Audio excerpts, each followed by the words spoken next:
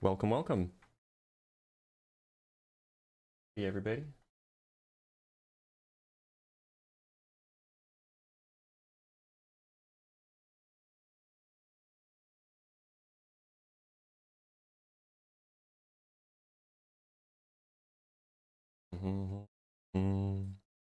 All right, well, we did just start, everybody, so please be patient. We'll get some people in here in a minute. Oh, we already have a guest. Love having a guest. Let's talk to Mic Drop. Might be a troll, though. Hello. Mic Drop, how's it going? Good, how are you? I'm doing all right. Mic Drop, what shape do you think the Earth is? Right now, Yep. I believe it's oblate spheroid.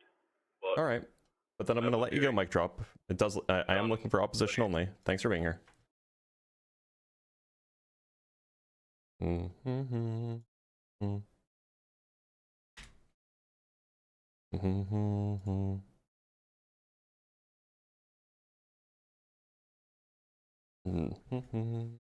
Morning, everybody.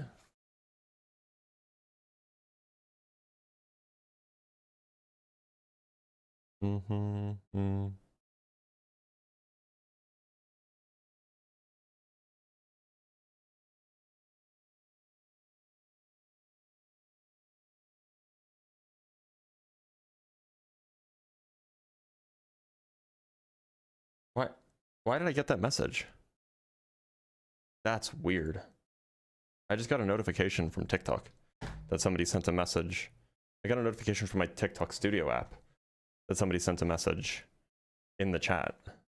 That was weird. Don't know why that happened.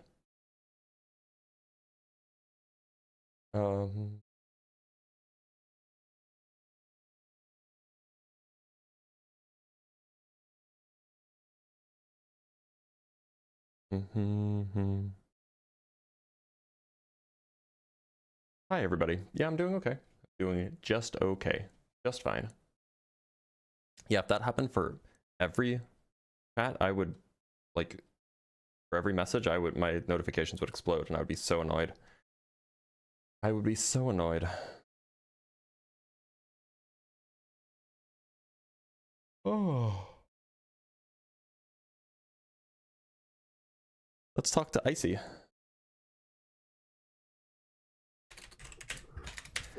Icy, how's it going? Hi, hello. Howdy. What shape do you think the Earth is, Icy? I think it's a disc. And why do you think that? Because it goes through space like a big turtle with everything on its back. Okay. And I believe I've spoken with Rin before. Let me just double check.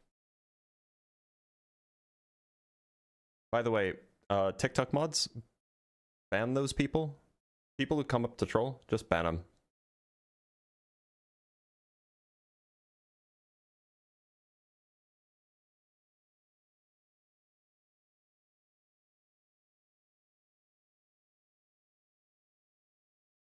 Do you think most flat earth people on TikTok are bots, just engagement farming? The people who actually run the live streams, no, I don't think so.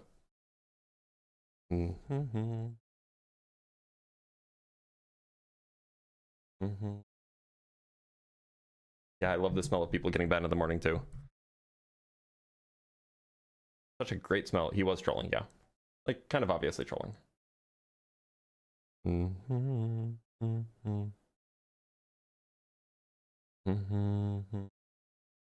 There's no request button? There absolutely is. People are requesting. We'll get some people in here in a minute. Adam Groupie, how's it going? How are you? I'm doing okay. Adam, what shape do you think the Earth is? I forget what you call it. It's what's it called? When it's a I guess it'd be an oval. Do you think that Well, it's like a dinner plate indeed. shaped oval, Yeah. or do you think it's like a basketball shaped oval? No, like a what's it called? Like a dinner plate. All right. Why do you think it's shaped like a dinner plate? So, honestly, this was, I guess, how I grew up. What's it called? When I caught a bass and then I hook setted it. Dude, I Adam, got. you're gonna get banned.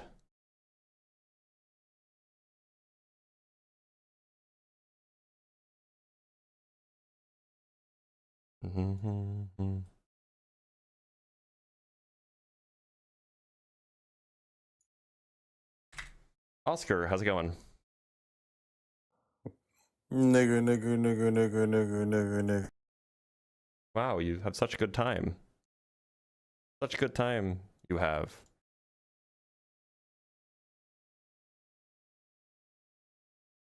Maybe we defeated all of the flat earthers. Maybe there are no flat earthers left. Maybe they all can't defend their views. Lizzie, how's it going? Dude, I got you. What shape do you think the earth is?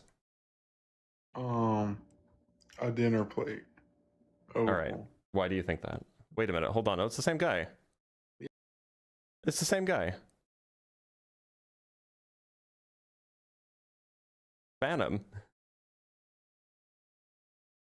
Why does he have so many accounts?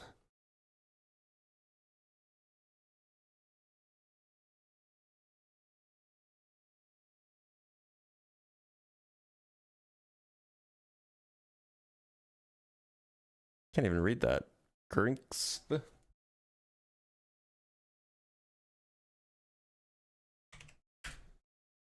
right, let's talk to Demetris C. Milionis.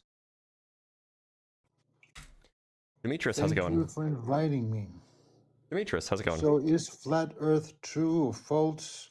What is fascinating? What shape do you think the Earth is, Demetris? Oh, as far as I'm concerned, it is round. All right, well, thanks for being here. Talk to not your mom, not your milk. Not Dude, your you mom, ever not your hook set milk. a How's it bass? going? You ever hook set a bass? Ban him. How many accounts does he have? What's up? Kingdom, how's it going? Good, I'm a flat earther. All right, you think the Earth is flat like a dinner plate? No, I'm more of the donut. Doesn't seem flat. Well, no, so like it's not a globe, so to speak. It's actually a donut. Okay. I kind of don't believe you, Kingdom, considering you have a picture of the globe on your profile picture. Because it's art. It's fantasy. Okay, you That's got a my defense whole of the reason. you got a defense of the donut Earth. Yes, drop more All right. donuts, everybody. Give them more donuts because the Earth is like a donut. I thought he was doing the toroidal thing, but no, he was just trolling. Mom, you know what to do.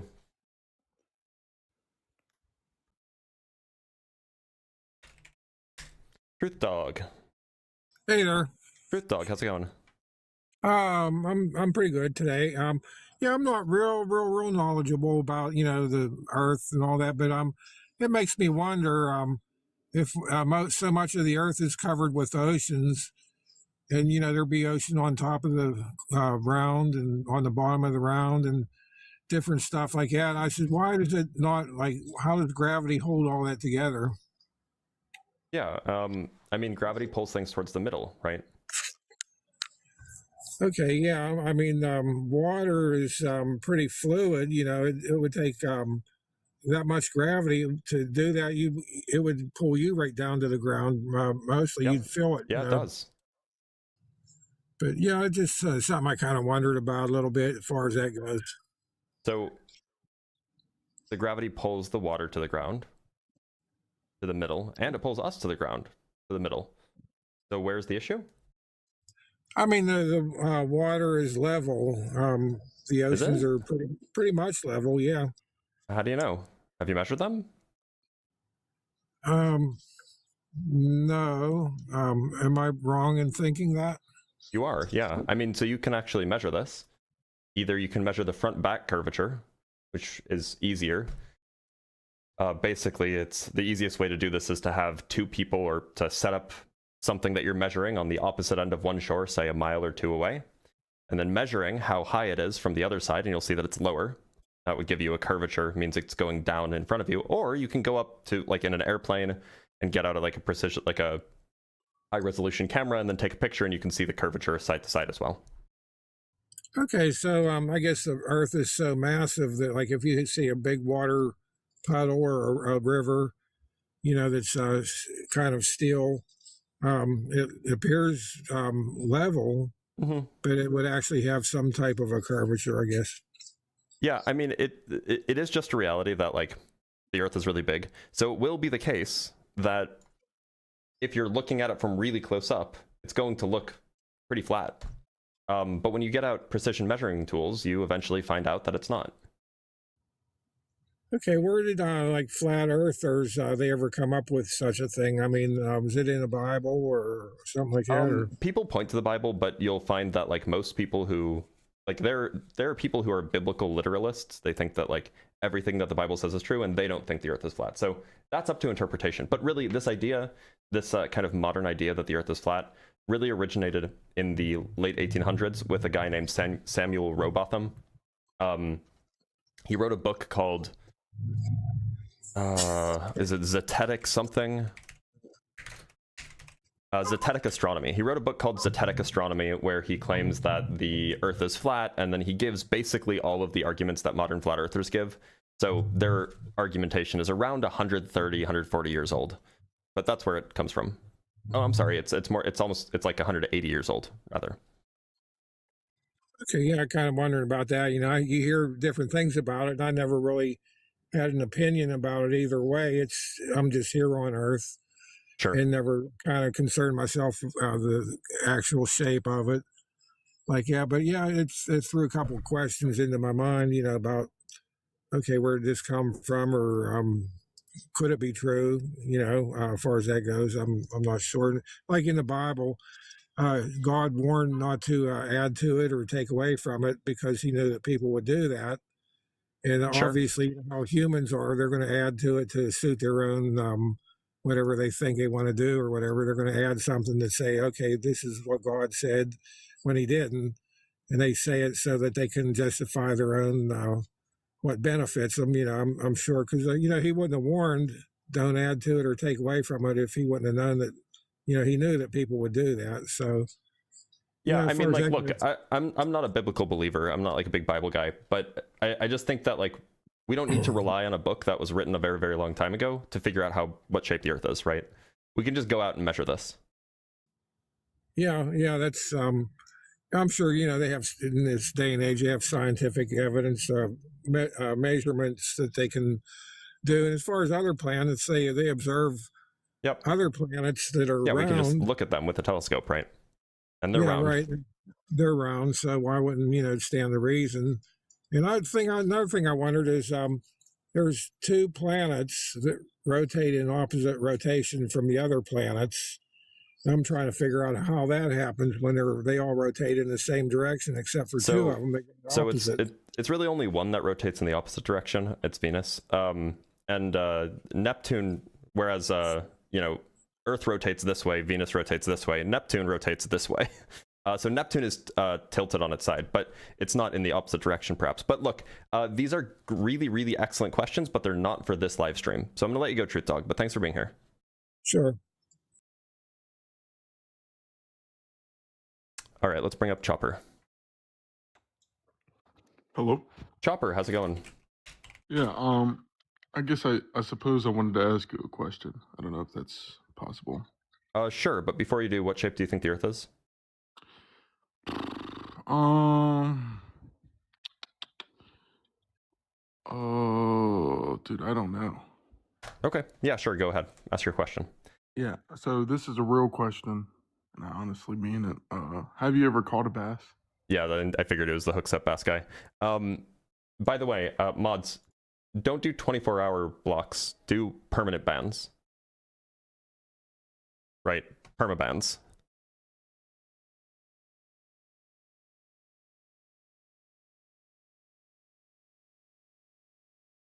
Just so you know. It's like the same guy. Where does he get all of these accounts?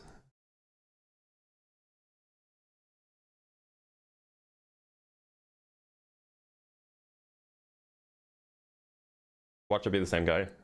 Dude, I just want to answer, dude. Well, you're gonna get a permaban. How does he have so many accounts? Why does he have so many? What is his, like... Eventually he's gonna run out of accounts, and what that means is that he's just not gonna be able to watch my live streams anymore. And the fact that he's coming up to ask these questions means, at least it seems like it means, that he finds it fun to watch them, or at least fun to be here. Watch it be the same guy. Dude, just yes or no. The same guy. Why does he have so many accounts?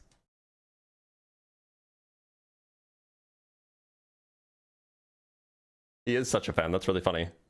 Oh no, you can't watch if you're banned. If you're, or sorry, not banned, if you're blocked. If you don't give him like 30 seconds, I can't ban him. Okay, good point. Okay. Sorry about that.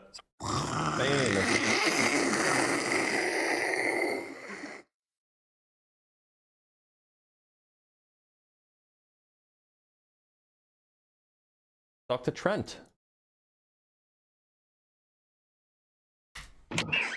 Trent, how's it going? Hello? Can you hear me? I can hear you just fine, yeah. Okay, I'm not the bass guy. I just have a question. If you ask the bass question, you're gonna get banned. No. I actually have a question. All right. Well, before you start, what shape do you think the Earth is? I'm 50-50 on it. Okay, go ahead. What is your defining proof that the Earth is not flat? I mean, it really depends on the person, right? Like, some people will find some things more convincing than others. But if I had to give one that's probably most convincing to most people, I would just bring up the... Sorry, there's some background noise and it's making me hear myself. Sorry, are you on Bluetooth? I'm outside. Are you on speakerphone? Of course you're on speakerphone. I don't think so. Sorry, do you have headphones in? No, I don't. I'll mute myself when I'm not talking, though.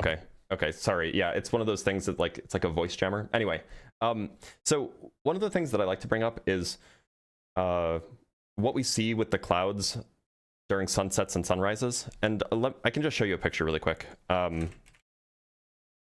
So where is this picture? So here's a picture from, this is from an airplane. Let me pull it up. And this isn't the most sophisticated proof, but it's definitely pretty intuitive. So here's a picture from an airplane around sunset, right? And you can see that, like, the bottom of the clouds are reddish and the top of the clouds are gray. And then we can look at the same thing, or a similar picture from the ground. And you can see that, again, the bottom of the clouds are reddish, orangish, and the top of the clouds are gray. So what's going on here is that somehow the bottom of the clouds are being illuminated, and they're blocking the top of the clouds from being illuminated. If, you know, it means that the light's coming at it from the bottom and not getting through to the top. And so what that means to me is that if the Earth was flat, then somehow the sun would have to be lower than the clouds, right? Because it's the bottom of the clouds that are getting the light and not the top of the clouds. But if the sun were lower than the clouds at sunset and sunrise, then two things would have to be true. One, an airplane would be able to fly into the clouds because airplanes can fly higher, or an airplane would be able to fly into the sun because airplanes can fly higher than clouds. The second thing is that somehow, when it's sunset or sunrise for one person, a quarter of the way around the globe, it's going to be noon for somebody else. And when it's noon for that other person, the sun is above the clouds. You know, the clouds can block out the sun, which means that the sun is above the clouds. So somehow the sun is supposed to be below the clouds and above the clouds at the same time.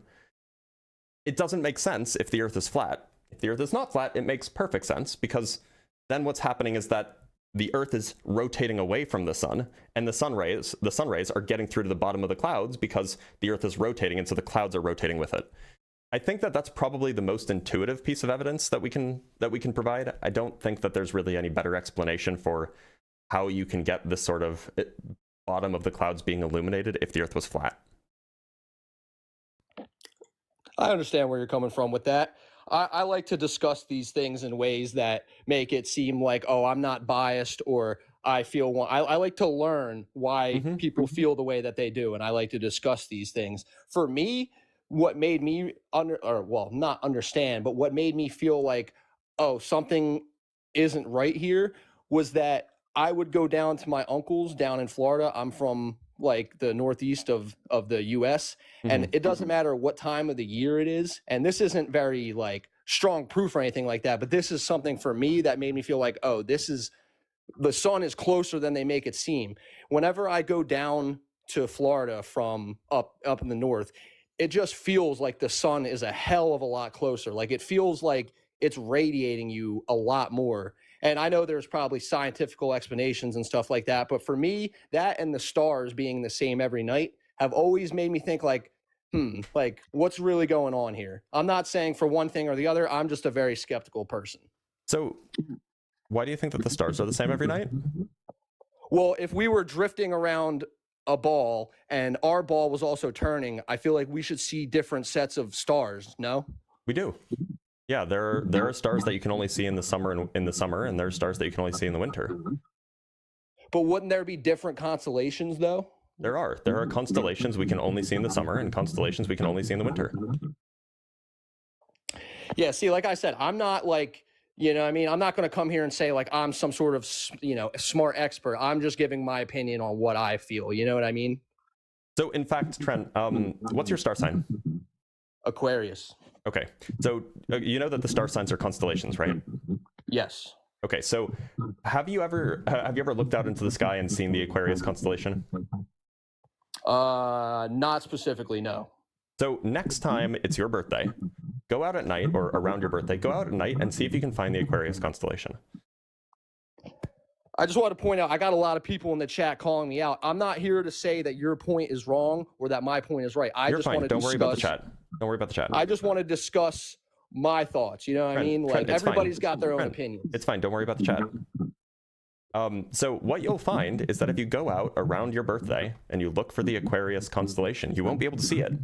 And the reason you can't see it is because the way that we define what your star sign is it is the constellation that is blocked by the sun during that month. So what you will find is 6 months after your birthday, you will be able to see Aquarius, but not on your birthday. And that's just because the Earth is going around the sun. And so the night side is pointing in different directions at different time of year. Gotcha.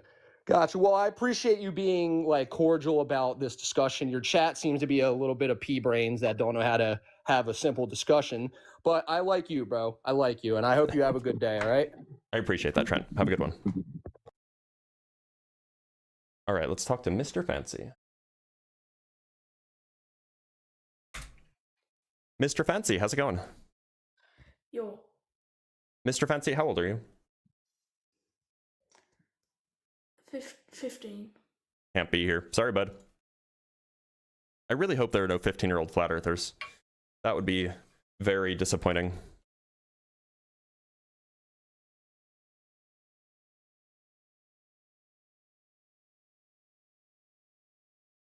All right, let's talk to YSG. Seems like all the flat earthers have disappeared. Hey, what's up? YSG, how's it going? Doing good. Glad to hear it. What shape do you think the Earth is? I think it's spherical, but So why'd you join? I do have a question. Well, why isn't there like high footage or high quality footage? You know, There like is.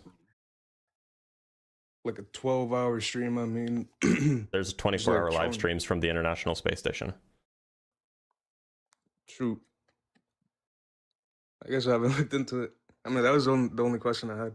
All right, get out of here. I feel like I've spoken with Kravis Roberts before, but I don't remember. Kravis, how's it going? I'm a pussy-loving man. Oh yeah, it's this guy. All right, let's talk to Gladiator Hub. I think we've spoken with him too, but it was a while ago. Hey, what's Gladiator up, Hub, how's it going? Good, how are you? Doing okay. Gladiator, we spoke a while ago, right? Yeah, we did. Like 2 or 3 weeks ago or something like this. That other debate guy joined. I forget his name. Oh, that's right. Yeah, this was the conversation with Dean. That was funny. Yeah, have you looked into more of the flat Earth stuff? Oh, I've been looking into flat Earth since like 2021. Okay, so were you here when I was explaining the clouds and the sunsets? Oh, what, today? No, I just saw you live now. Like No, that's fine. That's fine. I just wasn't sure if you had heard the explanation. So instead of talking about Artemis, why don't we talk about things that we can do ourselves? So, surely you've seen a sunset before, right? I imagine you must have. So, you know, and if it's cloudy out during a sunset, it looks something like this, right? That's what the sky looks like.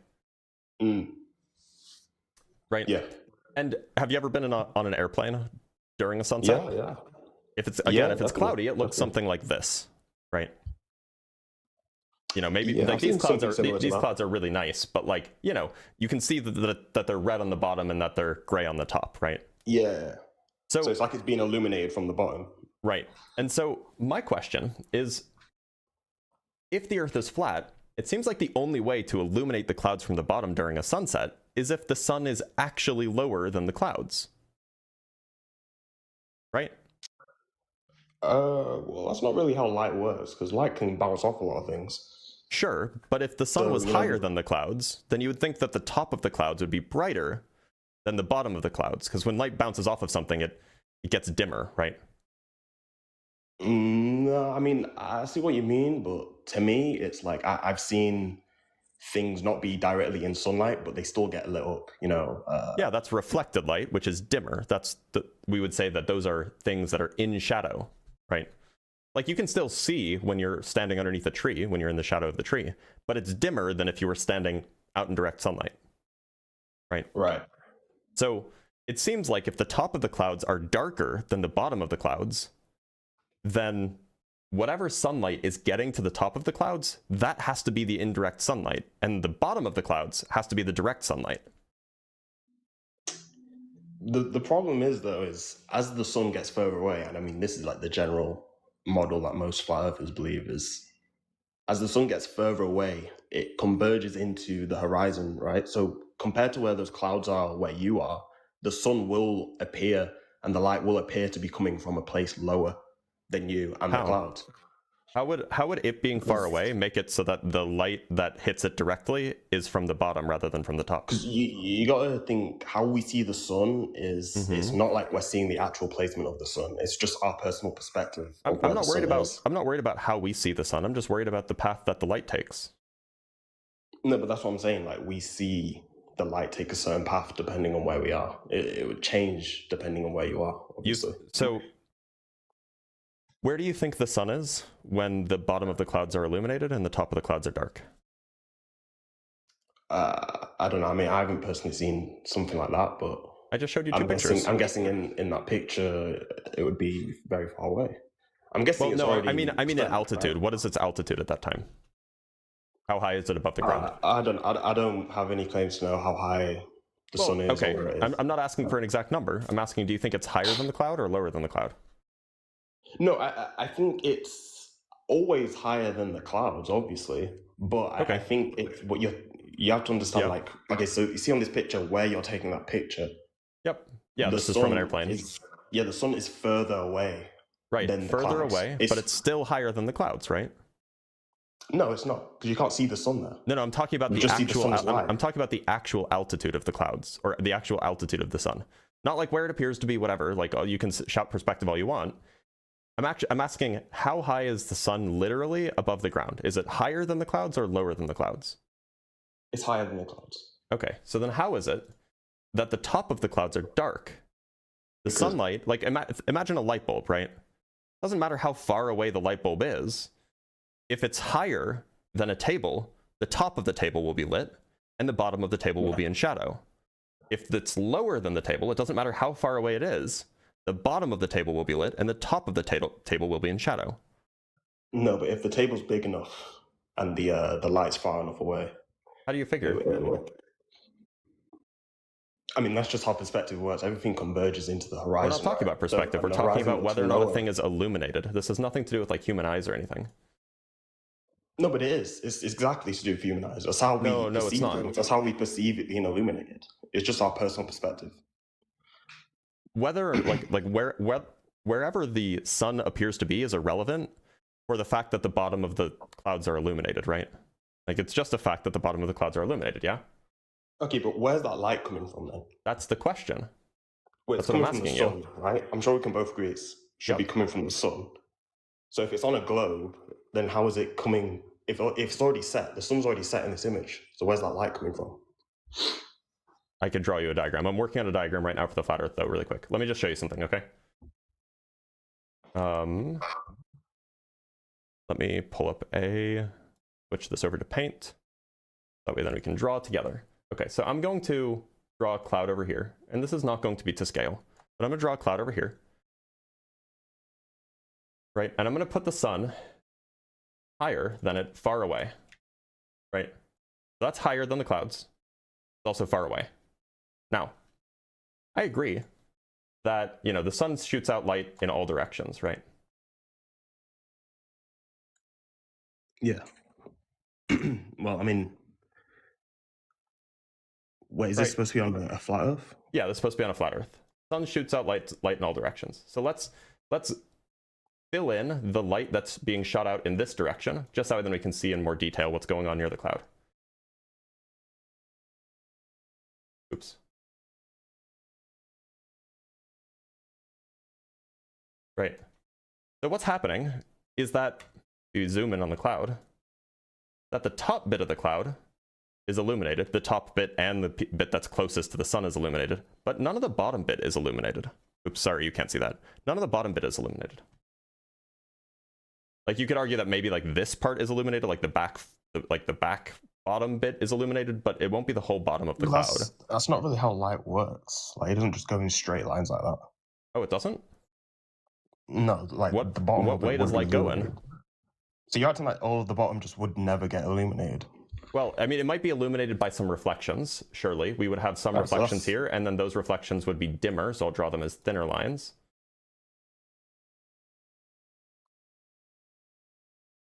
So we would have like a reflection there, and maybe we have like a reflection here, but that would be like significantly less light than what's getting through to the top of the cloud, right? Yeah, but whereas the ground isn't a mirror. Your sun on that image is still higher than the clouds, and it's still near the clouds. But you said that the sun is higher than the cloud. No, but I said due to our perspective, it's gone so far away that it appears I'm not asking about perspective. I'm just asking about how high is it actually above the ground. That's the answer. That's the answer to your question. My answer is how high is it actually above the ground? It's not a question about perspective. It's not a question about how it appears to be. I'm asking how high is it actually? Like a specific number on how high it is? A relative number is fine. We've been over this. I don't care the exact number. I just want to know if it's higher than the clouds or lower than the clouds. The clouds are 3 to 5 miles up on average. Is it more than that or less than that? No, it's more than that. But when the sun's got so far away that it's setting, it looks like, from our perspective, it is converged with the horizon. And I don't care about perspective. It's irrelevant. Perspective is irrelevant for this question. Light travels in a direction. It's not. It's exactly what it is. We're talking about seeing something. This isn't perspective. Whether or not the top of the cloud is illuminated or not is not perspective. No. It's about where you are seeing it. Regardless of where you are, if you're looking at the same cloud as somebody else, the cloud will either be illuminated or not, regardless of where you are relative to the cloud. No, I'm saying the perspective between you and where the sun is, not where you and the cloud is. Look, so where the sun is the thing in question. I'm not asking about where it appears to be, which is what perspective is. I'm asking about where it actually is. Right? How high is it above the ground? Is it higher than the clouds or lower than the clouds? And it seems like is always higher. It seems like clouds. You're incapable. Okay, so if the sun is higher than the clouds, then the light beams should always illuminate the top of the clouds more than the bottom of the clouds. Not if it gets far enough away. How would getting further away make it? Okay, suppose that I stretch this out way more. Suppose that I stretch this out all the way over here, and then I take the sun and I move it all the way to the right side of the screen. How would that make it so that the top of the clouds is any less illuminated? Okay, have you ever seen like railway tracks? Can you answer my question, please? Yeah, but this is to help you visualize it. Okay, sure. Right. So how do you think we see a Euclidean way or non-Euclidean? I don't think that you could define what Euclidean is, so it's probably not a conversation worth having. Okay, well then we'll keep it simple. How do train lines converge? Do they are they when you know the train lines angular are parallel, the right? angular distance between them Do they gets, stay parallel in our the vision, angular or do they distance appear to converge? The angular distance between them gets smaller because Right. the way that we measure, or the way that you define angular distance, is essentially size divided by distance. So if the distance gets bigger and the size stays the same size, then the angular distance will get smaller. Right, so in reality, the parallel lines never touch, but due to our perspective, it looks like they converge. The further, but this isn't. We're not asking. So I'm not asking a with question the about sun. perspective here. No, but I'm not talking about perspective here. That's what you're missing. But I'm saying that the same thing happens with the sun, This, and that's how we view it. So, do you think that the light from the train tracks is bending, which is why they appear to converge? Not the light from the train tracks. No. Okay, so then so then why does this have anything to do with the sun? Because the sun's a physical object as well. Okay, so there's our cloud. We're going to put the sun way over here.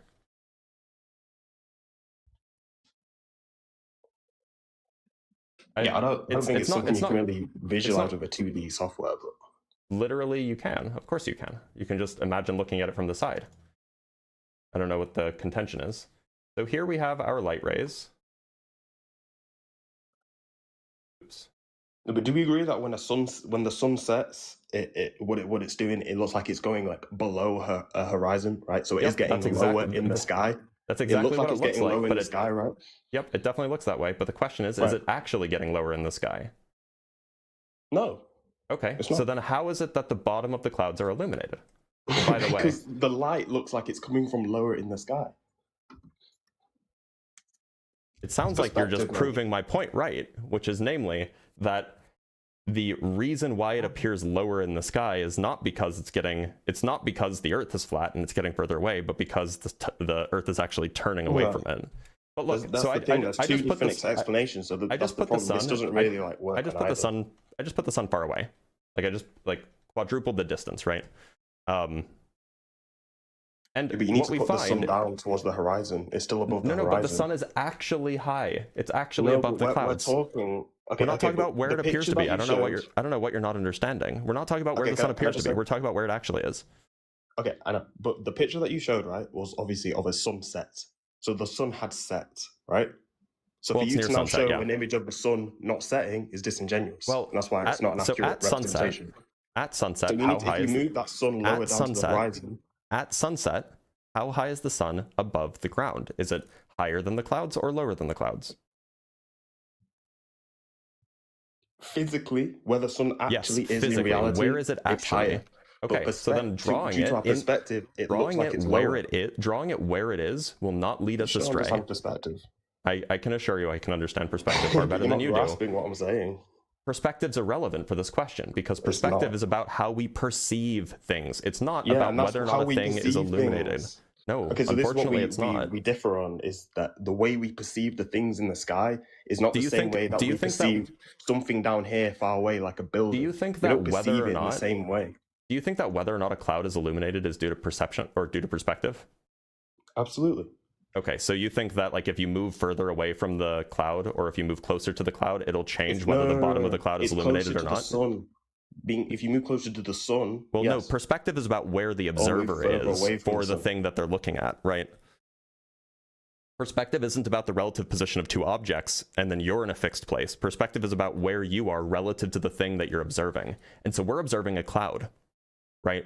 So do you think that if I'm just gonna draw a little person. Do you think that if I'm over here, the bottom of the cloud will be any less illuminated than if I were, say, over here?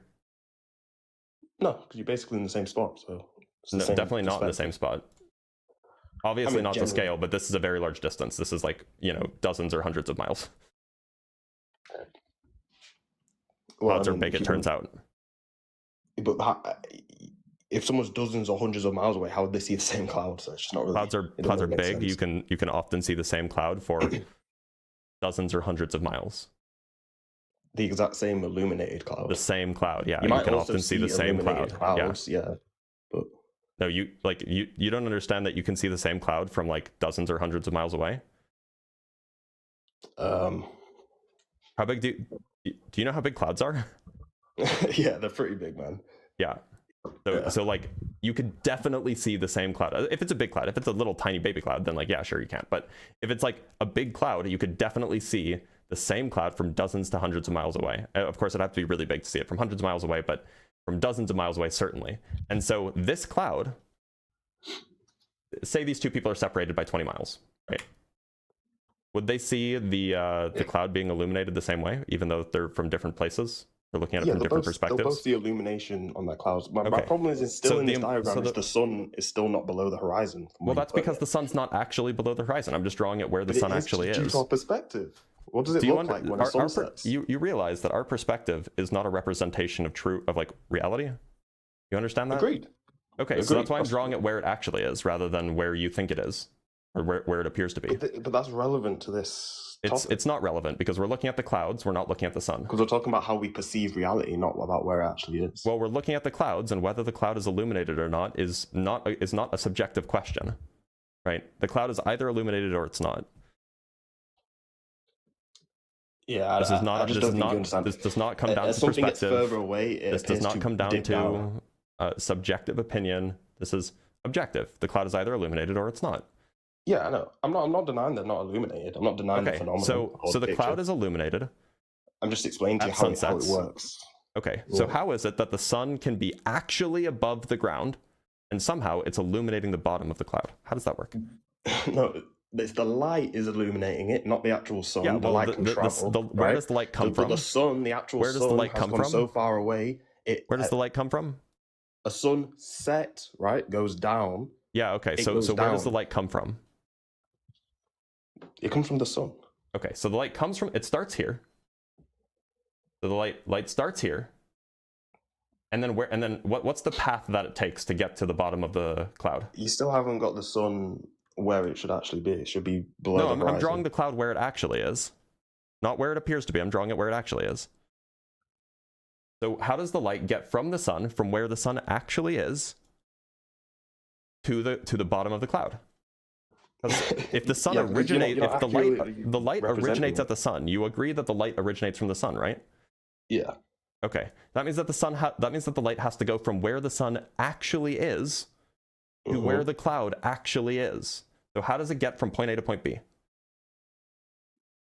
Well, I'm not disputing that. Can you answer my question? How does the light get from point A, which is where the sun actually is, to point B, the cloud? What's the path that it takes? Okay, what path does it take? The speed of light. What's the path that it takes? How does it get to the bottom of the cloud? From point A to point B. Okay, so is there a line connecting the bottom of the cloud to the sun? No, it would have to pass through the cloud to do that. So what's the route that it takes? Does it, I don't know, does it do this? And then it just like sweeps down and then goes back up? No. Like, so then what's the path that it takes? Light spreads out uniformly. Yeah, like in the drawing that I've done, right? Right. So light's coming from everywhere. Why can't I erase? Oh, there we go. So wait a minute, hold on. Light comes from the sun, not from everywhere. No, right? I mean when it comes out of the sun, it's not like it comes out in one little straight line. Is what I'm saying. It comes out like everywhere almost. Oh yeah, it's like an explosion of light. To say it crudely. Yeah, I mean like it comes from like here and it comes from like there and exactly. Oh, but so now if you've got the sun, if you put that sun lower, and you do those same lines. I know that's why you're not putting the sun lower, because I'm not putting the sun lower because you think that the sun. I'm not putting the sun lower because you think that the sun is higher than the clouds. I'm just putting the sun where you think it is. From where we see it, it looks like it's going lower. So it looks like the light is coming from lower. I don't care what it looks like. This man. Also, this doesn't disprove a globe Earth. It doesn't disprove a flat Earth. It does. It does actually. It does not work on a flat Earth. It does. I've just explained how does it work? How does the light go from sun far away and lower? It is far away. Why would I move it lower? Is coming why would I move it lower? Because that's where we see it. That's what a sunset is. Wait, but where is the sun actually? In the sky. Where is the sun actually? Does the sun get lower or higher in the sky when it's set? Where is the sun actually? I'm trying to draw an actual physical. Well, so in my view, the sun's not moving. The Earth is rotating, right? But in your view, what does it appear to happen? Sure, it appears to get lower in the sky, absolutely. Right. But that's not like a true depiction of what the sun is actually doing. That's just how things appear. So the question is I'm trying to draw the physical scenario as the world actually is. And if the world is actually flat, during a sunset, the sun is actually still above the clouds, right? But it's so far away that distance doesn't save you here. It really does, because that's how perspective works. How does distance make it so that the sun can curve around and get to the bottom of the cloud? What's going on there? The sun is curving around. I'm talking about the light, not the sun. How is the sun getting to the bottom of the cloud? Because the sun has gone so far away, it appears to go lower. Okay, that's not answering my question. How is it? It is. Look, the sun is actually higher than the clouds, right? In your view? Yeah, but in your model, the sun is actually higher than the clouds. No, in my model, it's not even a good. It's not height above the Earth is not even a good model. Is not even a good way of talking about where the sun is, because the height above the Earth is in different directions at different places. So it's not even really But it is. If the Earth is a basketball, going up in one direction is going away from the sun, whereas going up in the other direction is towards the sun. So there's not some unique distance that you have to go up in order to get to the sun, right? On a globe, question of height above the ground is not really a great question. You can talk about angles, and that's the best thing that you can do. But it objectively is for everyone on the globe, from their perspective. It looks at one point in the day you can't the sun say, is higher okay, than them, and then Gladiator, it's lower. I don't know what you're missing about this, but you can't say it objectively is and then say from their perspective, because if you're invoking the perspective of somebody, that makes it subjective, not objective. No, but perspective, like what you see is I'm not saying it's objectively real, but that's okay. So I'm trying to draw a diagram. I'm trying to draw a diagram about where the sun, invoking the actual physical conditions of what's actually happening, not about what our perspective is. Okay, so you think that the sun is lower than the clouds? If you just move that sun down, it would make sense. Right. So you think that the sun is lower than the clouds? Why can't planes fly into it? That's not what I'm saying. Well, okay, so I'm trying to figure out where the sun actually is, not where it appears to be. I don't know why. I don't claim to that's know hard to grasp. how high up or far away the sun is. I don't claim to know what medium it exists in. You don't have to know those things. That's why this is a reductio, by the way. So what's happening is that if the sun is higher than the clouds, then you can't account for the fact that the bottom of the clouds are illuminated. If the sun is lower than the clouds, then you can't account for the fact that planes don't fly into the sun. In both cases, you can't account for the facts of the world as we observe them, which shows that one of the initial assumptions, namely that the Earth is flat, is false. Okay, but then I could just turn around and say, oh, well, then why do planes assume that the Earth is flat and stationary when they fly, and they don't fly into the curve of the Earth over? Well, they do. No, they don't. Can you show me evidence of that? By the way, as long as it sounds like you've conceded on this point, so we can move on. No, I want to stick to that point, but I'm just using that logic against you to show that it's bad. So you're talking about a 1986 flight manual? I'm talking about any pilot ever will tell you that they don't have to assume curvature or assume the spin of the Earth when they fly. Wait a minute, you made that's a different claim than what you just said. You just moved the goalposts. Sorry, that was a Martin Bailey, not a... I said that planes and flying does not assume for a curved spin. Yeah, and then you changed it to pilots. Pilots and planes are different things. Same thing. Pilots or planes. Wait, sorry, a pilot and a plane are the same thing? I meant flying. Yeah, it is the same thing. Of course. A pilot and a plane are obviously not the same thing. No, I'm not being semantical. I'm catching you out on a Martin Bailey fallacy. So planes do account for the curvature. In particular, they account for the curvature in their gyroscopes, which are used to maintain orientation. They absolutely do. And you can go look up pendulous vanes. Pendulous vanes were analog ways of adjusting the analog or the mechanical gyroscopes back in the day before we had digital gyroscopes and GPS and the like. Now, pilots don't have to adjust those manually because the machinery is built so that it's automatically adjusted for the attitude indicator. So the artificial horizon stays where it's supposed to be even as they're going around the curvature of the Earth. The pilots don't have to account for that. The gyroscopes do. It stays flat. Why do gyroscopes have pendulous vanes? What's the gyroscope assuming? Well, gyroscopes aren't people, so they don't assume anything, but they correct for the curvature. How does it correct for the curvature? You're just saying it. So back in the old day, they used something called pendulous vanes, which were essentially little air inlets that would open as the gyroscope changes its orientation. With as you fly around the curvature of the Earth, the gyroscope stays in the same orientation. So as you fly around the curvature, the gyroscope will appear to be in a different orientation relative to the gravitational pull. And so that would mean that the gyroscope is in a different orientation compared to local vertical. And so there are these little slots that would open on the gyroscopic container that depend on the angle that the gravitational pull is in. And so that would open up and let air flow in to adjust the gyroscope so that the gyroscope is now in line with the gravitational pull again. Why doesn't that work on a flat Earth? Because, well, they're not necessary on a flat Earth. The pendulous vanes don't do anything on a flat Earth because the gravitational force vector is always in the same direction on a flat Earth. Well, there's actually no gravity on a flat Earth to begin with, so none of this makes sense. But, you know, if we're being maximally generous, then you're assuming it wouldn't work on a flat Earth because there's no gravity. Well, no, a pendulous vane isn't necessary on a flat Earth. So why would they include it in the gyroscope? Because they assume that the Earth is curved. You're right. So we agree. You just proved but it's to not me. necessary. Hold on. I just want to play you back something. It would still work on a flat Earth. I just want to still works before. Gladiator, shut up for a second. I just gotta play something. One sec. I'm gonna mute you, but not because you're being rude. Just so then we can listen to the thing. Okay? No worries. Indicator. So the artificial horizon stays where it's supposed to be. Flying does not assume. Sorry, that's a Martin Bailey, not a. I said that planes and flying does not assume for.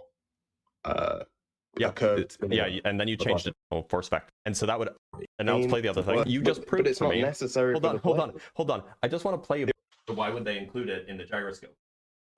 Because they assume that the Earth is curved. So which one is it? Do they assume that the Earth is curved? Do they not assume that the Earth is curved? They do assume the Earth is curved. Then why'd you say that they don't assume that the Earth is curved? I'm confused. I don't I'll play it back for you again. Yeah, play it back. Just saying it. So back in the old day, it's flat. Curvature of the attitude indicator. So the artificial horizon stays where it's supposed to be, even as they're going around the curvature of the Earth. The pilots don't have to account for that. The gyroscope would be pendulous vane or countable. And then you changed it to pilots. Or the flight manual. So it sounds like you've conceded on this point, so we can move on. No, I want to stick to that point, but I'm just using that logic against you, so that is bad. So you're talking about a 1986 flight manual. I'm talking about any pilot ever will tell you that they don't have to assume. Oh, sorry, we have to go back a little bit further. One of the initial assumptions, namely that. Oh well, then why do planes assume that the Earth is flat and stationary when they fly, and they don't just turn around and say, "Oh well, then why do planes assume that the Earth is flat and stationary when they fly?" And they don't.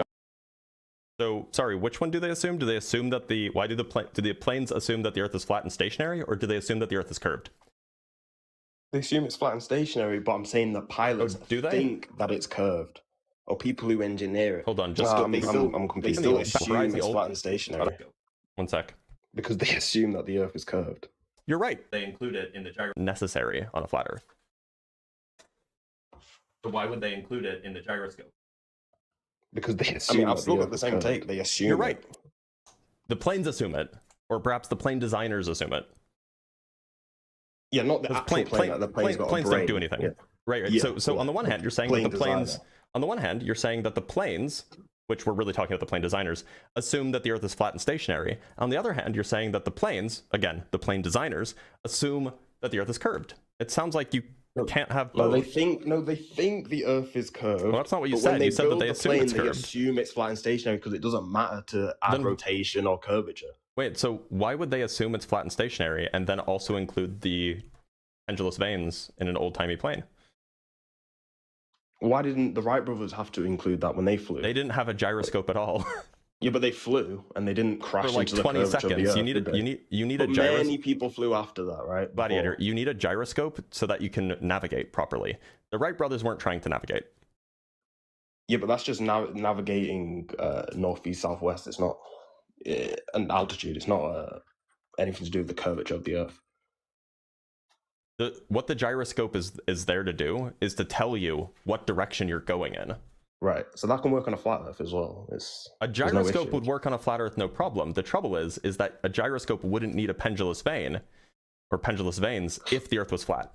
And yet, and what does the pendulous vane show us? I've already explained this to you. The pendulous vanes realign the gyroscope as the gyroscope tilts relative to the surface of the Earth.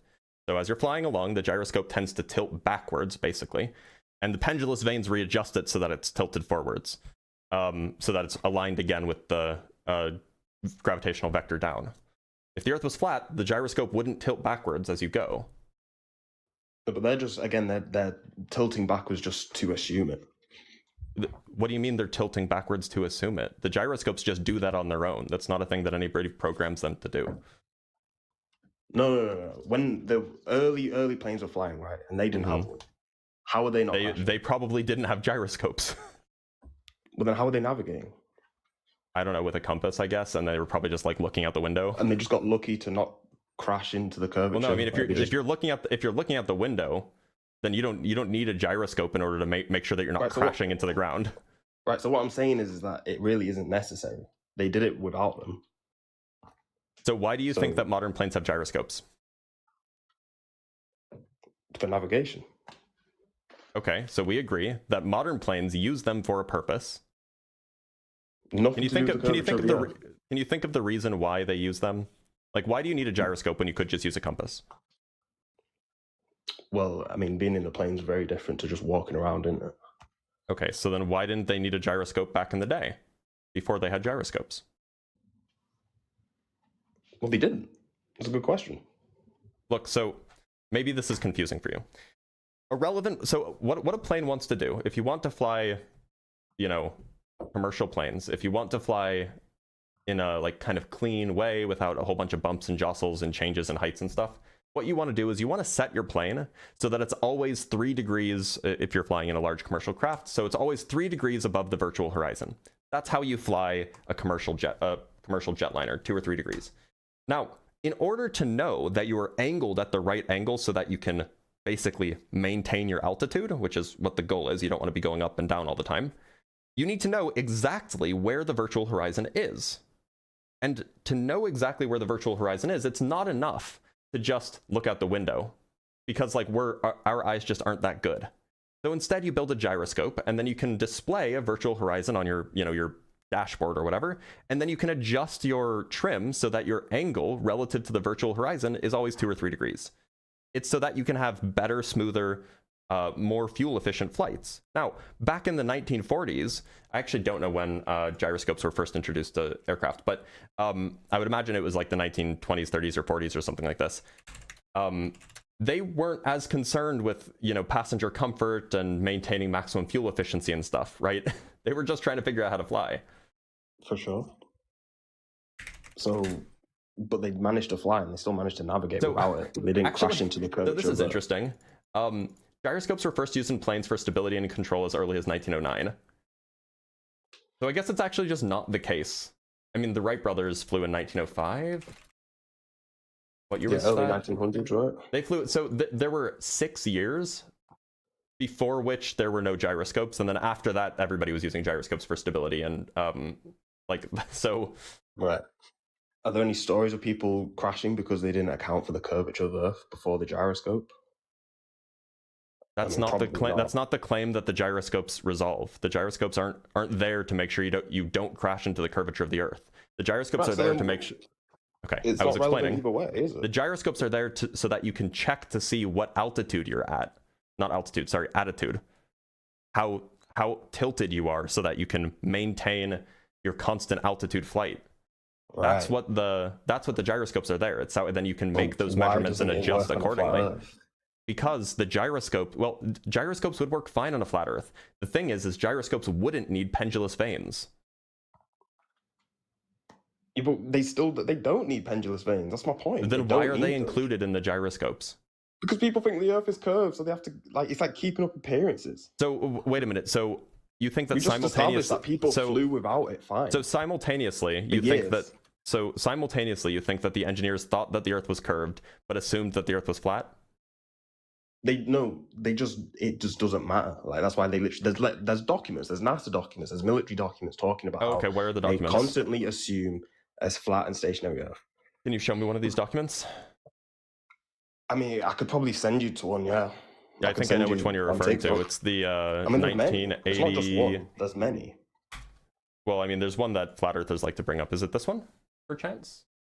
But it's like virtually all Earth. I mean, it's actually like virtually none of them. It's exactly this one. This is the only one any flat earther has ever shown me. Here you go. Oh, I don't know why I didn't pull it up. Here we go. It's this one. This is the one that you're talking about. Right. I mean, it's not. This is the one that you're talking many. about, because if you go look at the It's probably first got it sentence, though, right? the first sentence says, this report documents the derivation and definition of a linear aircraft model for a rigid aircraft of constant mass flying over a flat, non-rotating Earth. This is the one you're talking about, right?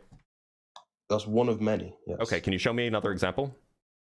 Not on me right now, but I can send you some, or anyone in the chat. You that can wants to go hear it, ahead, just go message ahead me and after, minimize. and I'll Go send ahead it. and minimize the app right now. I'll give you 30 seconds, 45 seconds to go find it, and then you can tell me how to find it, and I'll pull it up.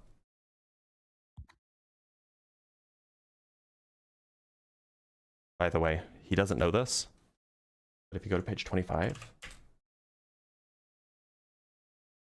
you mentioned this.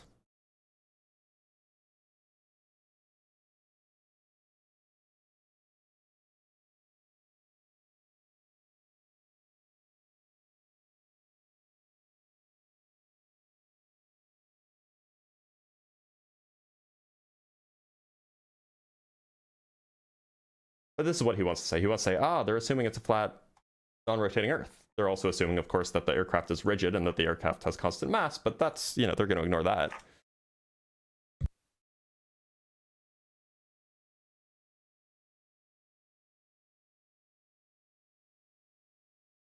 I imagine that if they're so prevalent, if they're present in literally all of them, then we probably should have found one by now. But by the way, here's just another one. This is from the FAA. This is a flight manual. Yeah, did you find one? I found one on Reddit, yeah. Okay, how do I find it? What's it called? It's called a flight dynamics summary. There's a PDF. All right, I don't let's know, go see if we can find it. I'd probably be able to link it to you or something somehow. Can I put it in the chat? Flight dynamics summary.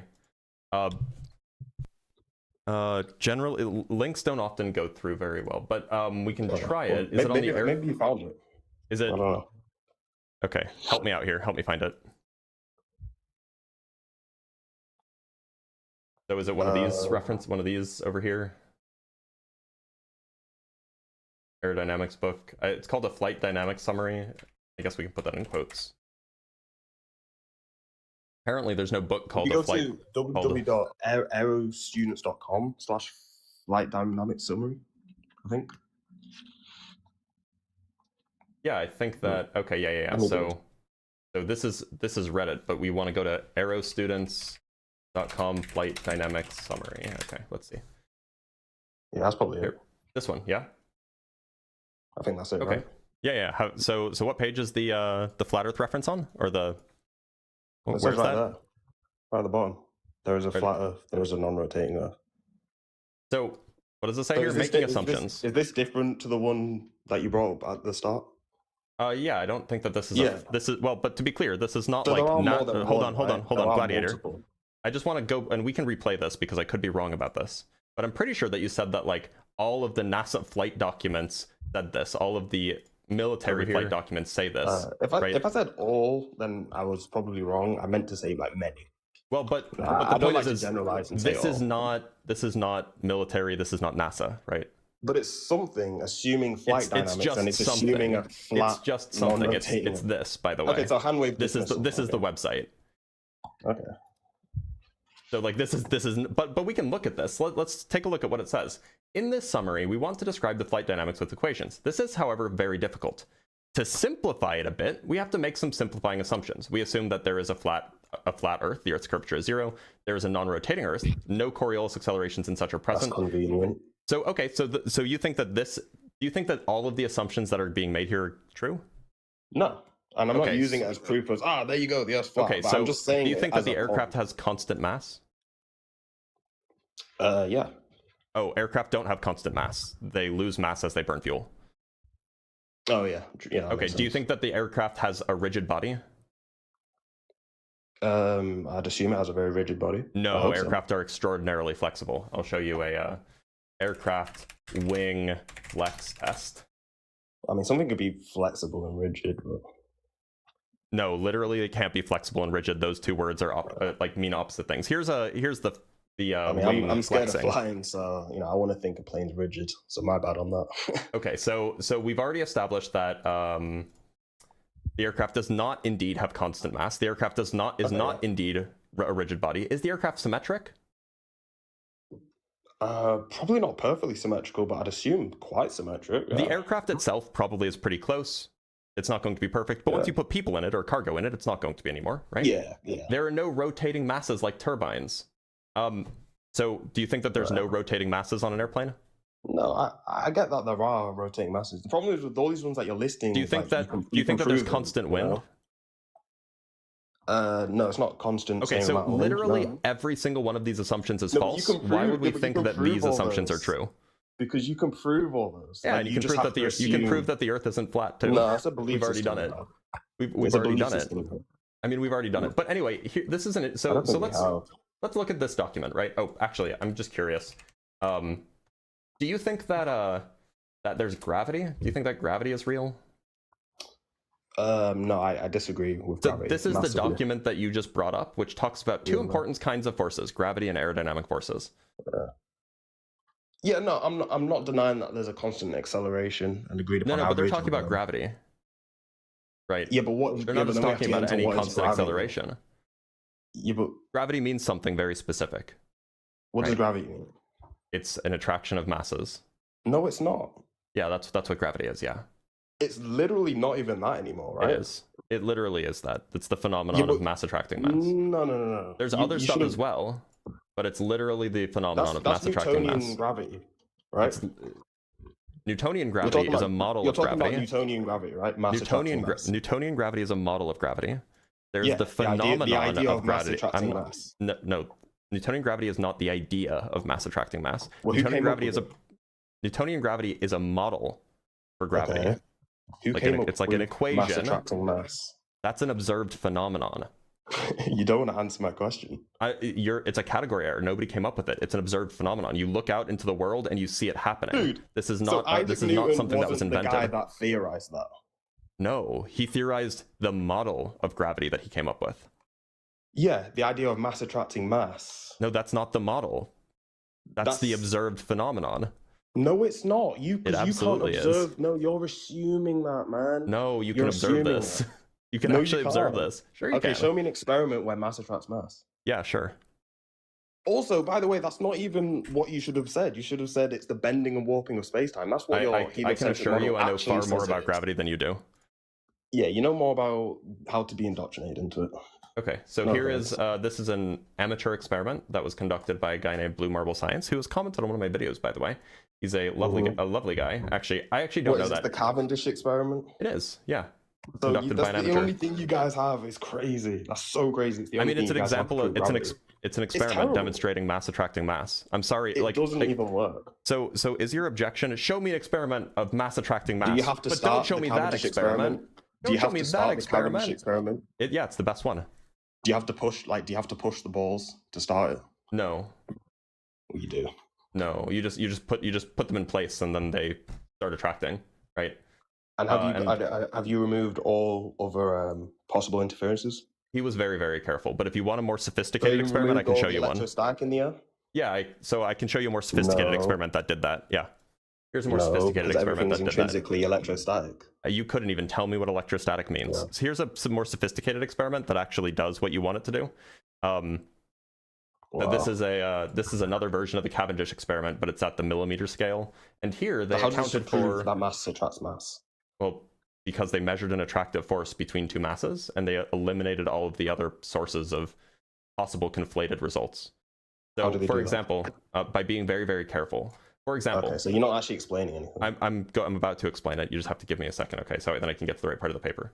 So one thing that they do is they isolated the experiment from vibration by putting the entire thing on an optical table with deflated air springs. So like if you shake the ground, the experiment's not going to shake. That's one thing that they did. They also did the entire experiment in a vacuum, so there's no wind that could be blowing things around. They also, okay, that's distance measurement, that's P. This is talking about calibration of some of their instruments, which we could talk about. They also measured the charges of the masses that they were using so that they could account for any sort of electrostatic forces that are involved. They measure those charges explicitly, and once you know those, they also put an electrostatic shield in place, by the way, which prevented most of the electric fields from being relevant, and then they measured the rest, and then they can subtract off the electromagnetic fields and the forces that they produce from their resulting measurements, so that they can get a electromagnetic free result. They also put the whole thing in a what's it called? Starts with an F. Faraday cage, so that the external magnetic fields and the external noise doesn't affect it. They also used a source of they eliminated sources of mechanical coupling by putting everything basically in a spring system.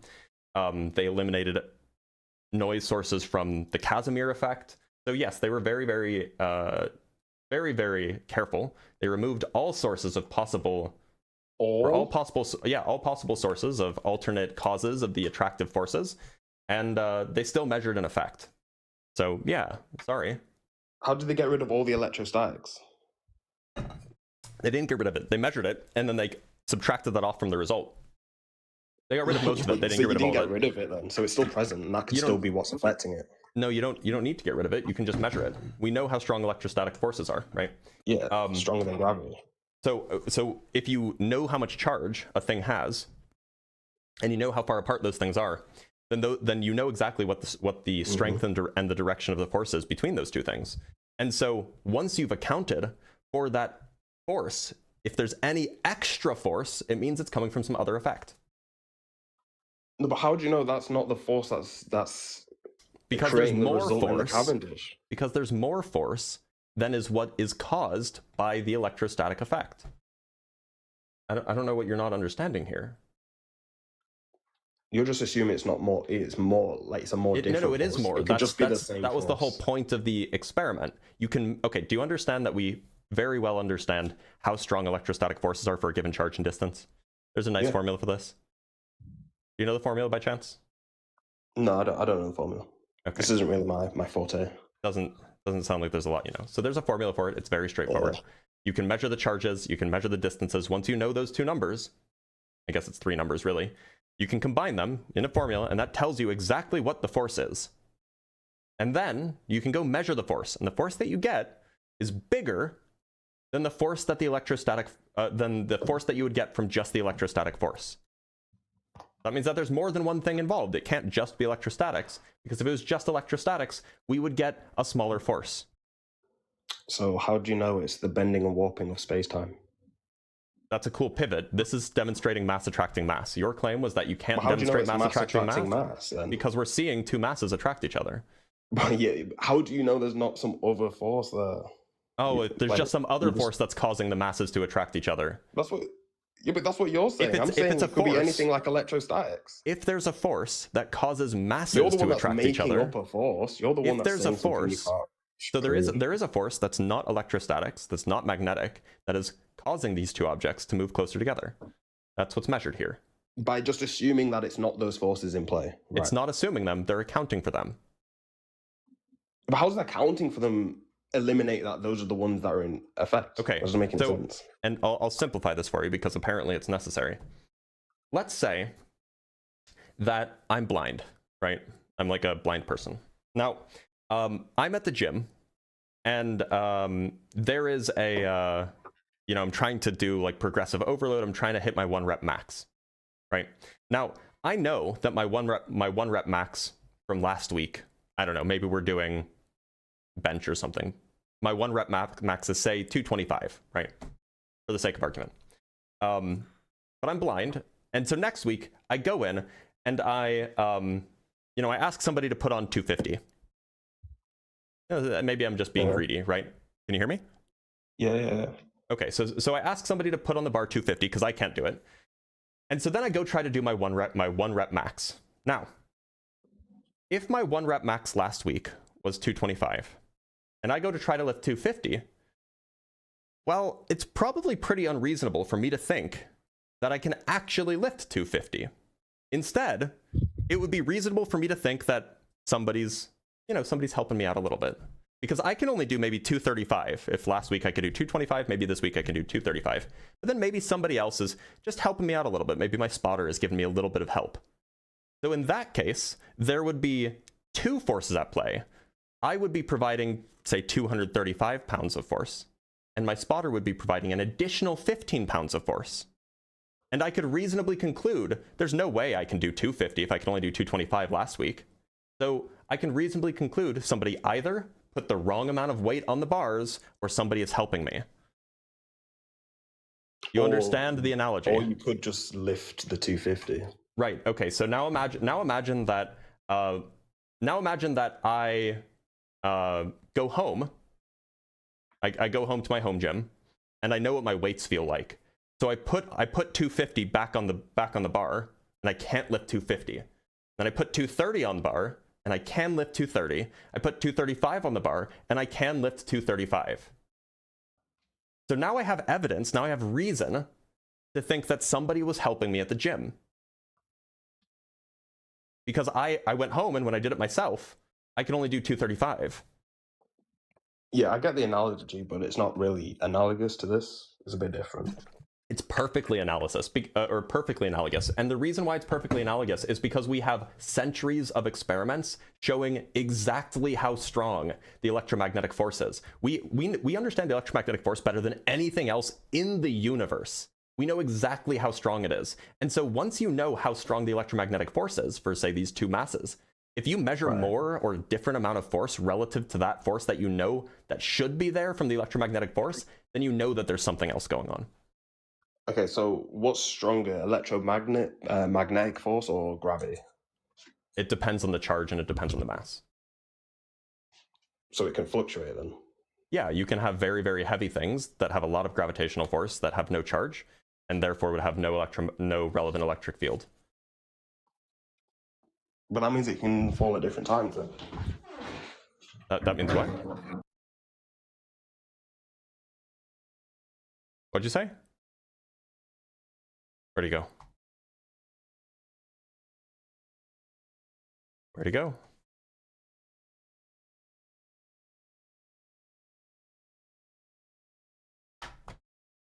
Did he just fall down the stairs? Oh, he muted himself. I don't know why he muted himself.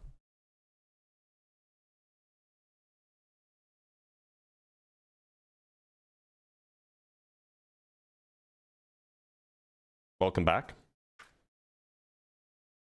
And he ran. That's fine. We were done with him anyway. All right, let's bring up our next guest. Actually, let's read some super chats first, and then we'll bring up our next guest. I think he may have, I hope he didn't fall down some stairs. You know, he's very dumb, but I don't wish him ill. From Tay Mustard with the $2. I'm into fat Earth theory. We all big and round. Fair. Just making sure he's not coming back. From Juso here with the €2, guest should draw us a figure of how that works. Yeah, he would never do that because he would just be like, oh, well, you can't draw it. Right? From Jack Fetter with the $5, I must admit, dumb sounds much better with an English accent, but it's still just as dumb. Once again, a FLERF loses to perspective. Yeah, that's the thing. Having an English accent just makes people more believable, which, at least for Americans, is probably not a good thing. From Garain with the $5, anytime a FLERF uses perspective, we need to force them to define what that actually means and works. Yeah, I mean, we could, but then it just gets into a semantic debate. From Empiricist with the $2, does he think maps should show further things small?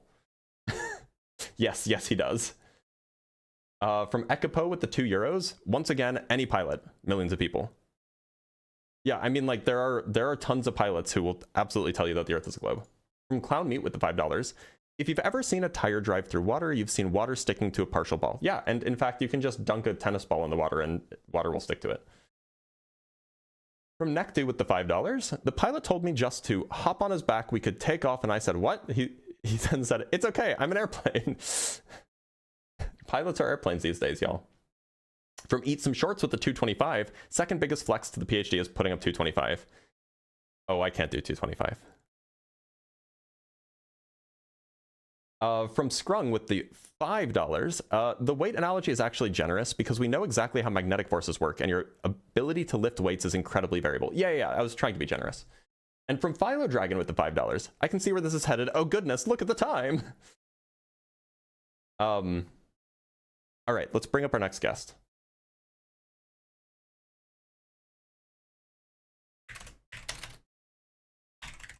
Topograph, how's it going?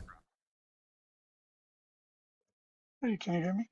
I can hear you just fine, Topograph. So, Topograph, what shape do you think the Earth is? It's flat. All right, why do you think it's flat? Also, your mic is kind of low, so let me turn you up a little bit. Yeah, Why do you think it's... Go I ahead. was just listening to you. I was just listening to you explain away the pendulous range. It's Or funny how you explain the treated, pendulous veins? Yeah, sure. Go yeah, ahead. explain away. Like, He didn't pendulous even know what veins. they were. How was I explaining away when he didn't even bring them up? I was saying, you saying it's not even required. He says, yeah, it's not required. It's for gravity. You said, yeah, but it is. And then you go into gravity, from one line to the other line. I see you jump around. Here's the kicker. Sorry, what's Okay, the the line? pendulous range. You go from pendulous range. He says, oh, it's to compensate for the gravity or something. He said, and then you said, oh well, gravity. Yeah, did you believe in it? And then you go to Newtonian gravity and so on and so Okay, forth. so and all that. you're just upset that I'm talking about science instead of like your fantasy? No. No, I'm upset about your pseudoscience. Oh, the pseudoscience. Yeah, Okay, so yeah. can you tell me how electrostatics work? Well, let's stay with the Because pendulous I mean, range for a minute. clearly, I don't know a lot let's about stay with the electrostatics, so I'd love you to tell me about them. No, why don't we stay with the pendulous range so I can nail you good? Okay, tell me about pendulous veins. So, what does a pendulous range do exactly? My understanding is that they essentially use little ports that open up. I'm explaining, don't interrupt. They use ports that open up when the gyroscope is not aligned with the gravitational force vector. They use little ports that open up that let air flow in, that applies a torque to the gyroscope to reorient it so that it's pointing in the correct direction. It's aligned with the gravitational force. Okay, I see you don't understand how a pendulous range structure is. Okay, so you said there's which holes. part did I get wrong? Okay, maybe I'm wrong. I'll help myself to understand the way you understand it. So you just said there's ports that are open. What do you mean by ports that are open? Well, no, the ports aren't always open. They open depending on how the gyroscope is tilted relative to the gravitational field. No, that's my understanding. Are the ports in line? Are they in line with what? Oh, so you don't know that? No, I don't understand the question. Are they in line with what? So. By the way, here's a diagram. Yeah, well, you don't have to show me that, but I know how this stuff works.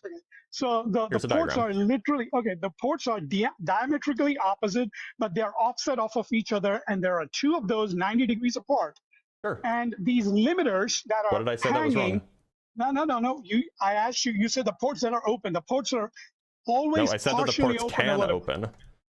Oh, well, okay, sure, I'll give you that. So now you're trying to jump and fill the gaps. So go ahead and explain to me those are what the exactly. Words that I used. No. Yeah, sure. Okay, explain to me what exactly those ports do. They allow air in, is my understanding. Well, and just I guess it's exhaust air. No, no, you're wrong over there too. Maybe they only allow air out. Maybe they force air through it in the other direction. They don't do I don't know. Which one is it? You tell me. The function for the air to go out, there's already slots. There's already slots cut in the pendulous range structure. Yeah. So does air go in or does air go out? Does air go out? Does air go out or does air go in? You tell me. No, there's a purpose for those slots. I'm still not getting it from you. No, I'm asking. Does air go in or does air go out? No. Listen carefully. What is the purpose of those slots? Does air go in or does air go out? You tell me. No, you just explained to me what is the purpose of that slot exactly. So the airflow is there to apply a torque to the gyroscope so that it's reoriented so that the force vector and the gyroscope are realigned. Okay, good. That's good. You're getting that's what the pendulous veins are for. Now the actual detailed mechanisms, I can't tell you about that. So I've never taken one apart. Hold on. What do you mean by reorienting? What does that mean? So if the gyroscope is not aligned with the force vector, then you can reorient the gyroscope so that it is aligned with the force vector. Why do you have to align it with a force? Why do you have to align it? Because you want to produce a virtual, what's it called? A virtual horizon that is in alignment with what you actually are flying over.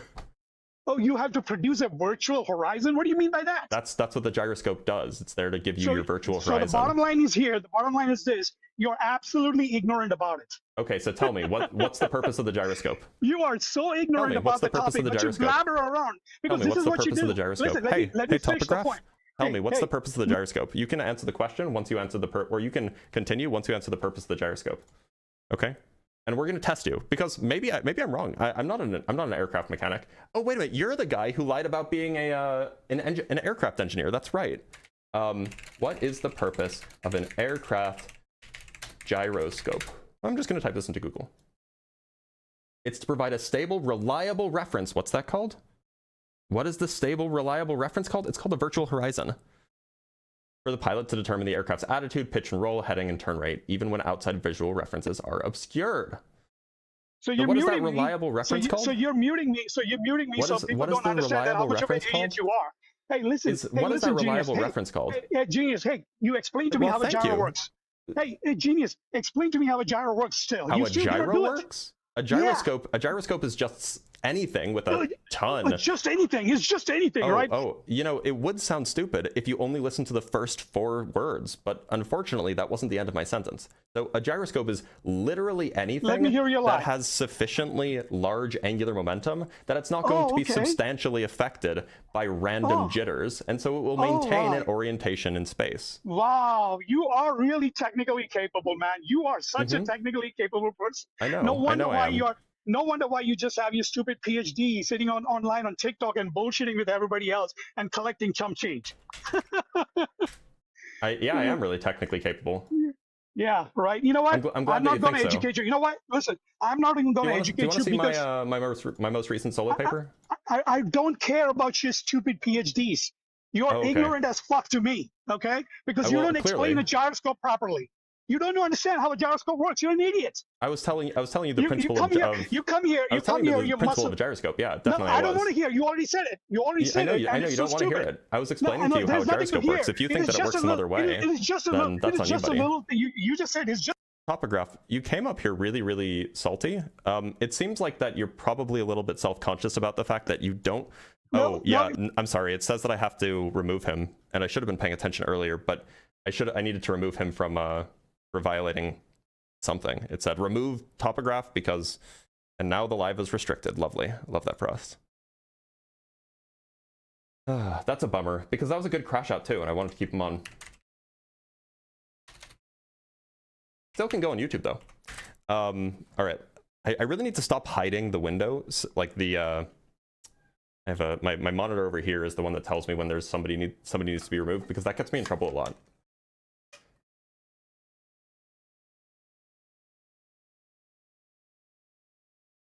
I don't think it was because he was using swear words. I just want to double check something, y'all.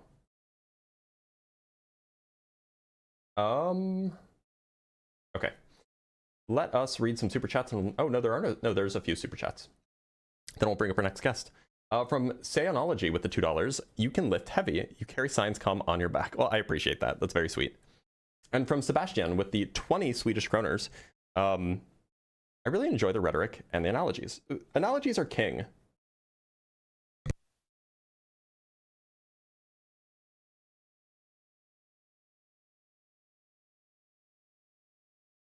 Sorry, just responding to my wife's text message. Yeah, I think that I'm pretty convinced that Parallax is pretty embarrassed. Now, I should probably hydrate a little bit more, but we do have a very special guest that we're going to bring up to, you know, talk to you guys while I'm hydrating.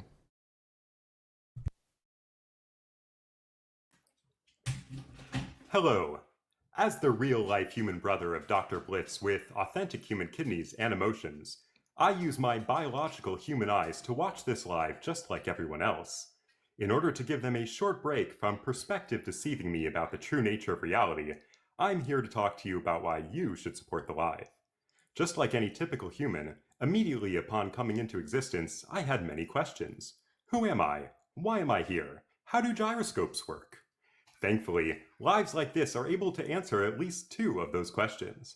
To ensure questions like this continue to get answered for other fellow humans, it is important to show your support for the live. A good way to do that is to subscribe, send gifts or super chat, or use things like Patreon or Cash App with links near the bottom of his website, blitz.phd. If you are a fellow human who cannot currently subscribe, you can always show your support by following the channel, liking the live, leaving comments, and sharing the live and his videos with others. Also, you can join his Discord to become a part of the community and receive notifications when he plans to go live. By joining, you can participate by suggesting new video topics and sharing funny memes. Thank you all for listening. Now that my flesh eyes have been given the break that all human organs require, I can go back to watching the live like everyone else. I hope you guys really enjoyed my real human brother while I was drinking some water. Definitely not a ventriloquist dummy. That would be an absurd thing to do on a live stream, surely. We do have 2 more super chats to read, and then we'll bring on our next guest. From C-Bar with the $2, here's some chump change, but I still love you, Blitz. I appreciate the chump change. The chump change is very much appreciated. You guys who send me chump change, you're the best. I love the chump change. I know that some people have sent hundreds of dollars before, and surely that's chump change for this guy, whatever his name was, Topograph. He surely is making way more than that at his, you know, technician job at some aeronautical firm, right? Definitely chump change. From Jack Fetter with the $5. What is the airspeed velocity of an unladen swallow? Don't know? Hack! I do know. But first you have to answer African or European.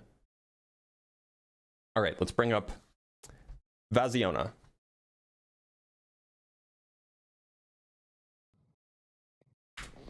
Vaziona, how's it going? Yeah, hey. Vaziona, what shape do you think the Earth is? Obviously spherical, but that's not what I want to discuss. What I want to discuss was aerodynamics. Okay, but the topic is the shape of the Earth, so I'm going to let you go. Let's talk to Grim. Remember, please join the live stream only if you think that the Earth is flat. Grim, how's it going? Hello, hello. Grim? Yep, if you can hear me clearly here. Before I do start speaking, I want to quickly ask if you can hear my fan, and if that is a distraction, then I can turn it off for now. Sounds fine to me. Do you think that the Earth is flat, Grim? So I do appreciate your feedback. Now, I do not feel like the Earth is flat, but I do not feel like the flat Earth theory is dead. Okay, but look, so you can make a sociological point if you want. Well, actually, no, you can't, but that's not what the point of the live stream is, so I'm going to let you go. But thanks for being here, Grim. Let's talk to Maghreb. Maghreb, how's it going? Hey, what's up, Blitz? Not a whole lot. Maghreb, what shape do you think the Earth is? The Earth is flat. Okay, why do you think so? It's a flat surface, and it's a kingdom. It's not a planet. Okay, why do you think so? Go. Because we are the Abrahamic system. We are the first scientist people on Earth. We have, I mean, we invented science and math and geography, cartography, physics, everything. So you're talking to the Abrahamic descendants. Yeah, so we are back actually. Maybe, you see what I'm saying, Blitz? You understand maybe you just didn't and understand. Donald Trump is with us. Donald Trump is with us. He's with us. So pay attention. Maghreb. Yeah, go ahead. Yeah, go ahead. We're trying to do a back and forth here. So maybe you just didn't understand the question I was asking you, which is normal.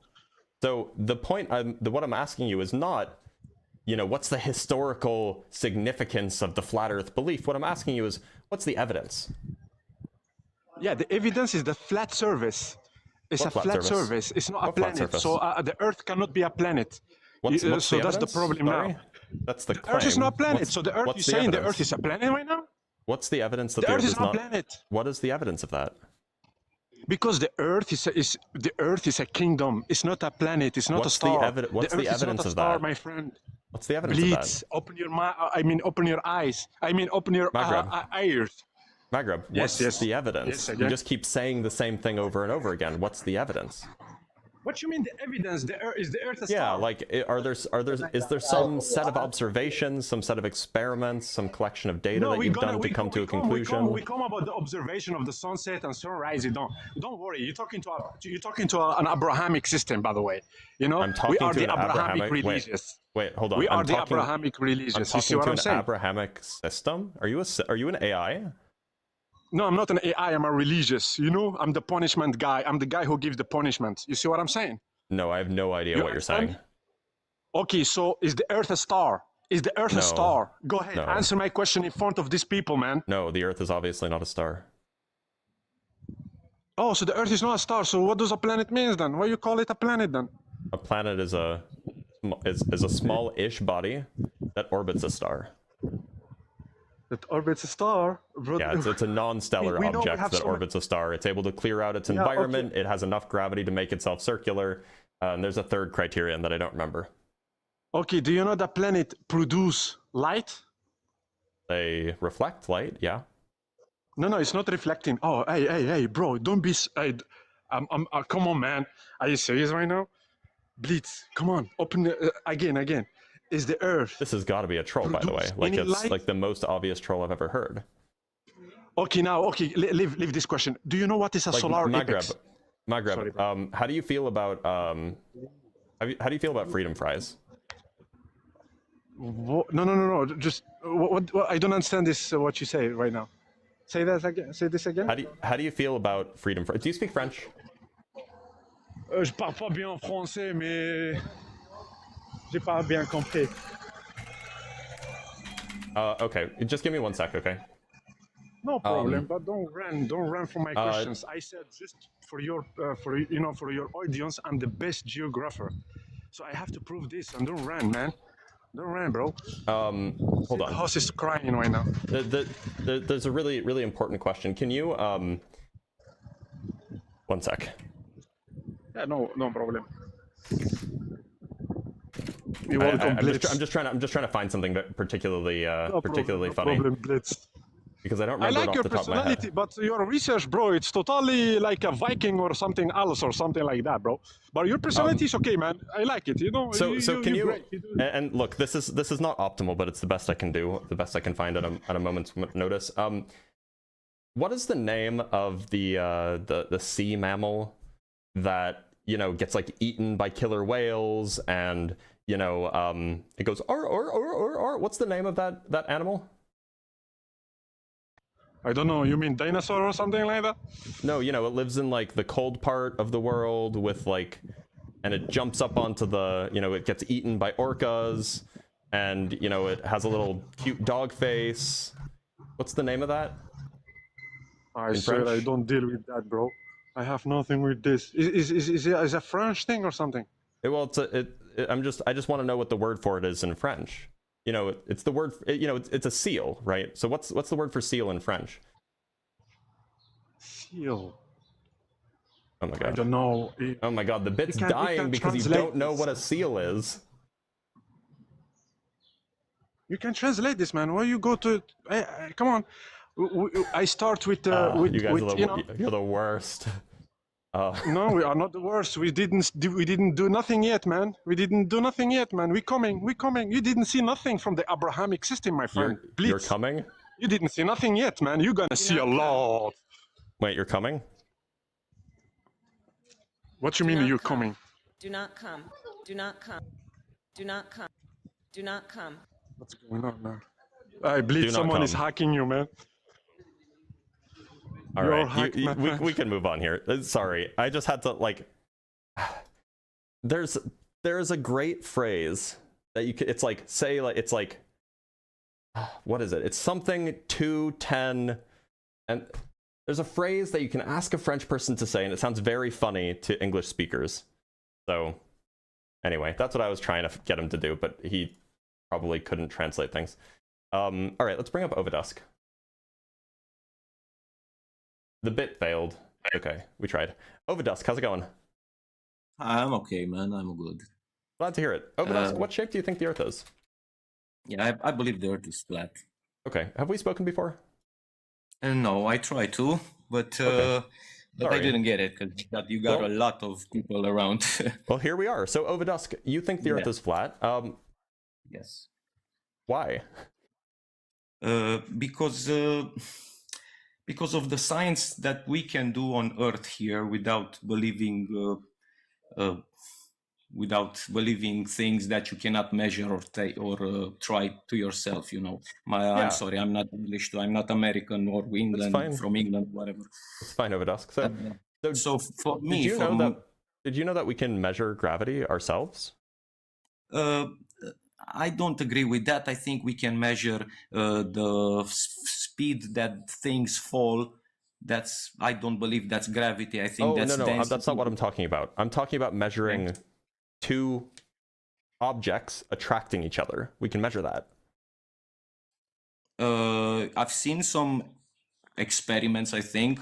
I read something, but I do not believe it because you cannot in my opinion, you cannot put two big things here on Earth and watch them attract each other. But I thought you said that you only believe the things that you can do yourself, but you can do this yourself.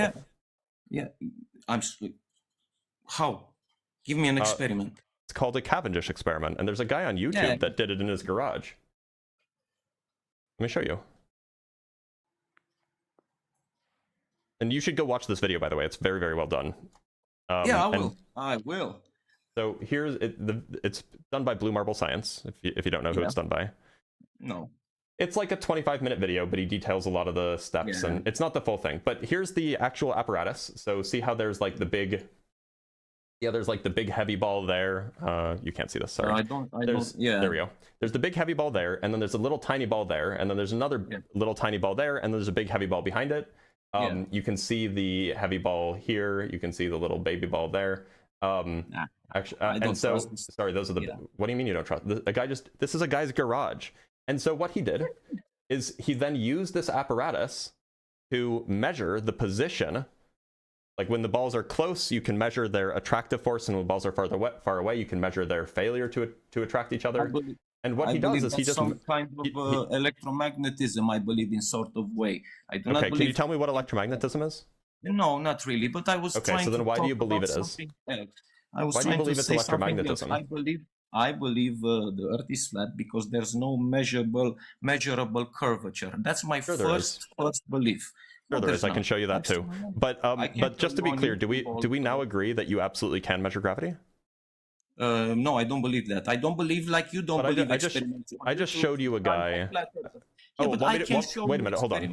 Hold on. So I imagined that you would like a YouTuber doing the experiment because it shows that anybody can do it. But I can show you scientists doing a very, very sophisticated version of the same experiment if you want. I can show you the paper that they wrote. It's not just some YouTuber. This is a real thing that scientists do. He was doing a less sophisticated version of the same experiment. Now, if you want me to show you measuring curvature explicitly, there's a guy that does that too. He's a surveyor. His name is Baron Rutledge. His job, keep in mind, his day job is measuring the Earth. That's what a surveyor does. So let me show you. Here's a video of him doing this measurement. Can we talk a bit? Well, you said that there's no experiments showing the curvature of the Earth, and here's a measurement. I can show you many experiments that done just like this over the water with lasers that show no. I don't think that you can show me any measurements using lasers. What you can show me is you can show me videos with lasers, but no actual measurements. So like he's actually using equipment to make measurements, right? Yeah, because they measured the height on the island, on the first island, and when the laser struck on the other island, it was the same height. Oh, that's funny. You can measure. So I mean, we can talk about that, but why don't we talk about this first? So I don't know what's that. I don't know. I have to watch the whole video. I'm going to explain it to you. It's 7 minutes. It's 4 minutes. 7 minutes video. Leave it. This is 4 minutes. Okay. I'm gonna show you. I'm just going to explain it to you because I can't play the audio. If I do, I'll get demonetized. Yeah, exactly. So don't say exactly what. So okay, so this is he's an acquaintance of mine. I don't know him personally, but we've chatted a few times. So he's a surveyor. So what he does is he goes over to a lake. It's actually a lake that's pretty local to me. It's called Lake Mead. And the first thing that he does is he sets up a target on one end of the lake. Now the lake, it's a pretty big lake, but one part of the lake, the part of the lake that he's using is a mile across. So he sets up a target in the water. And he measures it, so it's exactly 61 inches above the water. You can see that here. So the target is that black arrow. It's 61 inches above the surface of the water. You can even see him. You can even see him how he's doing the measurement there. So it's 61 inches above the surface of the water. Is that a camera? What's that? A camera? It's just a target. It's just a thing that he's going to be looking at it. Yeah, it's just an object. It's an object that is precisely 61 inches above the surface of the water. Now, so, and he also gives us his coordinates. His GPS coordinates are down there at the bottom. Fine. Yeah. And so then he goes over to the other side, a mile away. Yeah. He put another nail in the water so that he can measure from the surface of the water accurately.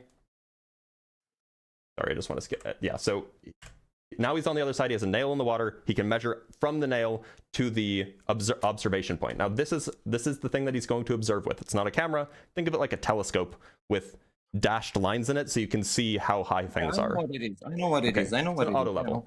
So we're going to check the we're going to check how high the auto level is above the surface of the water. It's 61 inches.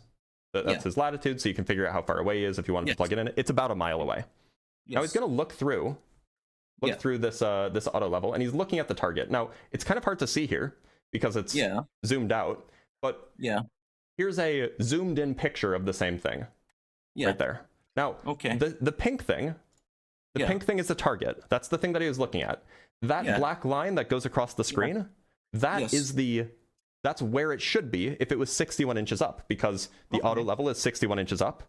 And at the other end of the water, the other thing is also 61 inches up. So if it was indeed, if the water was indeed not curving, then this pink target should have been at the black line, but it's not. On black line, okay. Right. Can I answer that? It's very simple. Please. Very simple. I believe that the objects in that picture, it's lower because of the water in the atmosphere, which causes refraction and makes light bend downwards, just like the sun sets because of refraction. That's what I believe. That's why you. One second. Great. Can I? It's a great claim. Can I say something else, please? Is it going to be about refraction? It's going to be about this effect. Yes, this is an effect. Okay. So if you go to a football pitch, you go to a football pitch and you put your head on your side to one goal and look at the other goal and put your friend walking towards the other goal, you're going to see his feet disappear. Why? Oh, wait, hold on. That's a claim. It seems unrelated. No. It's what do you mean? You can that's not true. Of the pitch. Well, it's true. Absolutely. I done it myself. I've done it myself. I've done it on my football pitch here in my hometown. I did it. On your football pitch there in your hometown. Got it. Yeah. Excuse my English. I'm trying. I understand, and honestly, your English is better than. Well, I don't know what your first language is, but your English is better than. Romanian. I'm Romanian. So your English is surely better than my Romanian. I'll give you that much. So look, the point is I've seen videos of this this claim where people are like, oh, put a camera down low at like on like a running track or whatever, and you'll see their feet disappear first, and it's false. It doesn't actually happen. I've done an analysis of the videos, but let's talk about refraction, okay? So. You think that refraction is a real thing? Refraction is a real thing. Let's talk about it. Oh, he left. Okay, well, we're going to explain it anyway because it deserves explanation. That's very unfortunate that he ran. But okay, we'll talk about diffraction just here for a minute, and then we'll move on to our next guest, just so that you guys get the education. So the claim is we're going to use orange for the sunlight. So the claim is if there was no refraction, that's too small. If there was no refraction, then it should be that the top of this mountain, say, would shine light directly into my face. And so I would have to look up at a certain angle. The angle I'd have to look up at is given by this angle, right? Whatever that angle is, that's how much I would have to look up from horizontal in order to see the top of the mountain. However, the claim now is that that the light bends down. So let's simulate that. It starts from the top of the mountain, and then it gets to my eyeball, but it bends down. See how now the light is bending downward? Yeah, something like, well, it's not perfect because this is not great software, but if I do something like this, that's obviously very extreme, but now it's bending downwards. Oops, come on, stop it. Now it's bending downwards, right? That's what he was claiming is happening. But if we are then seeing the ray going there, well, then it looks like it. Wow, I'm 32 and I can't believe that just happened. What that means is that it looks like that the top of the mountain is way up here, because you would follow back the angle that you have to look up at. That's how you determine how high something appears to be. And so what that means is that because of refraction, you'd have to look up higher because it's bending down to you. And so, in fact, if refraction was causing the effect that he was suggesting, then the object that they were looking at in the video should have been higher rather than lower. So refraction doesn't save the day there. And now you know why. All right, let's bring up our next guest.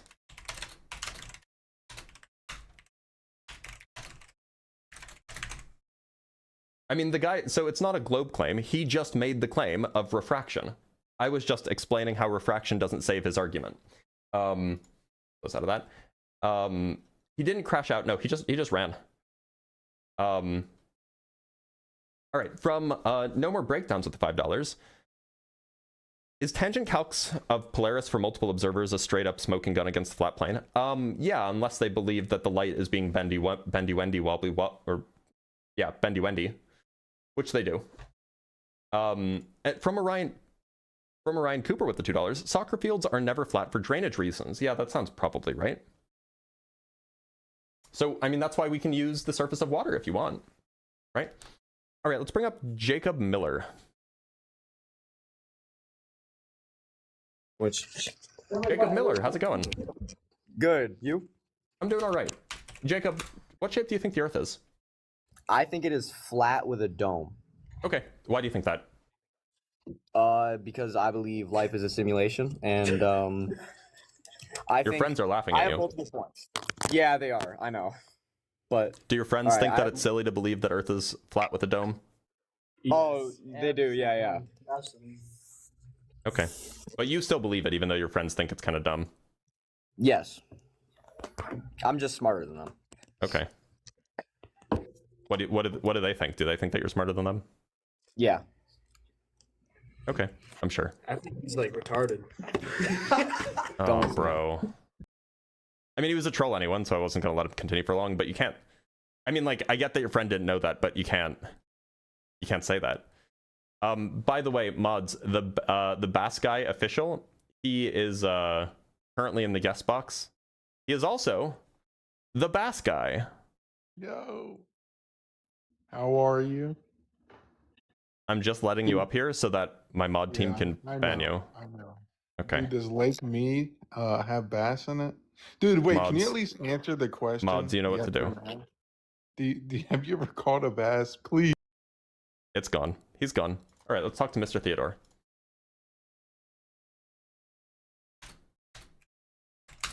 All right. Oh, shoot.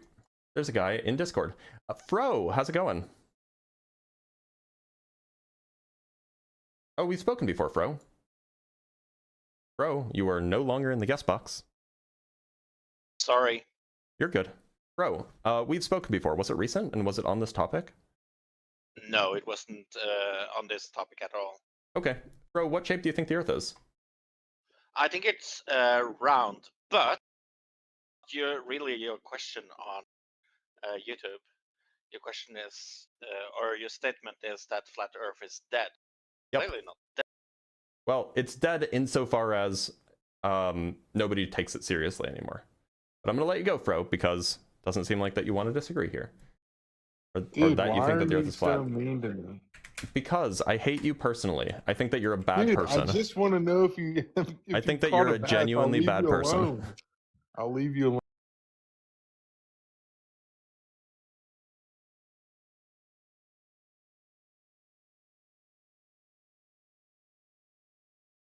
What did Bass Guy do? Wasted my time. That's what he did.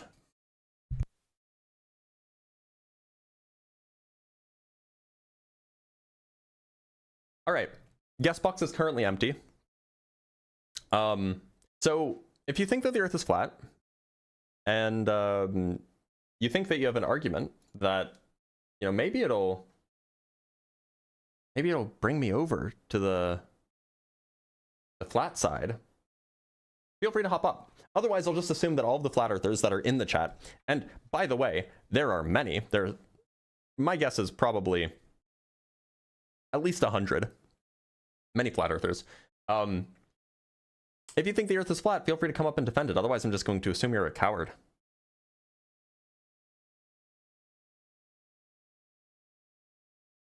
All right, let's bring up... Oh, can we bring up Charlie? Oh, I don't think that Charlie is actually serious.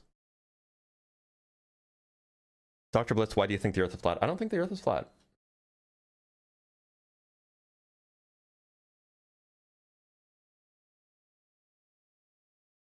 You should debate Eternal Light. I have no idea who that is. Lake Mead has striped bass. I bet they do. I bet Lake Mead does have that. You generally believe there are 100 people who truly believe the Earth is flat. I feel like maybe less than 10 are serious. No, there are a lot of serious flat earthers.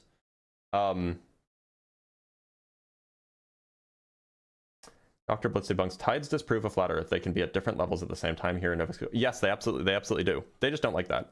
You should debate Angels of Light. Oh, if you didn't know, Vincenza, if you didn't know, happy to share this because I'm, you know, it's very, very fun. I have debated Angels of Light. In fact, I've debated him in a formal setting. And it was on Modern Day Debate, actually. And everybody should go watch it because it's so funny because they did so poorly. They did so unimaginably badly that only the Globers actually, like, you will never see Angel of Light brag about his showing here. You will never, ever see it.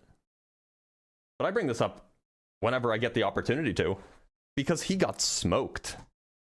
So yeah, this was on Modern Day Debate with Angel of Light and Nathan Thompson. Nathan Thompson, by the way, being the person who allegedly harassed children with his flat Earth stuff. So that's me over there. Not a great angle, but and that's Angel of Light over there with his headphones on, right? So go watch that if you haven't. It's on Modern Day Debate. It was about a year ago or so. Look up my name, Angels of Light, or Angel of Light, or look up my name, look up Angel, look up Modern Day Debate. You'll find it.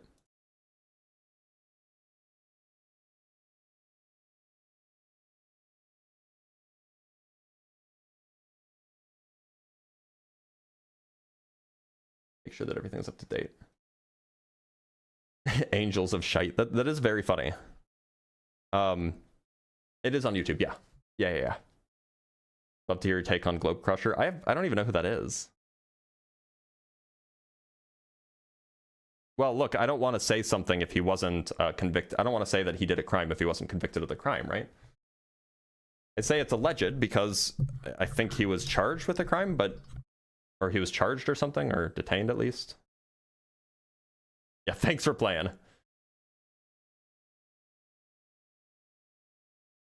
How long is the video? It's like 3 hours long.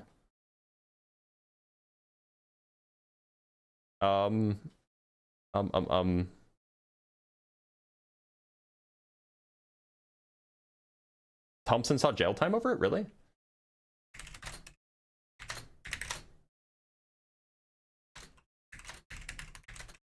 Is that really true?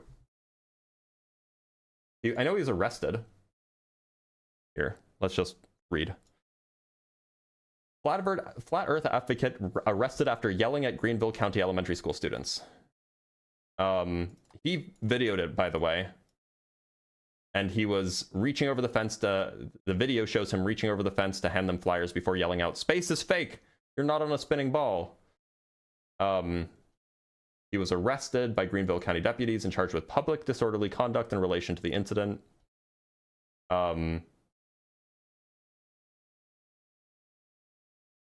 He said, "I'm gonna flat smack them to children," which is a crazy thing to say. In the video, of course. I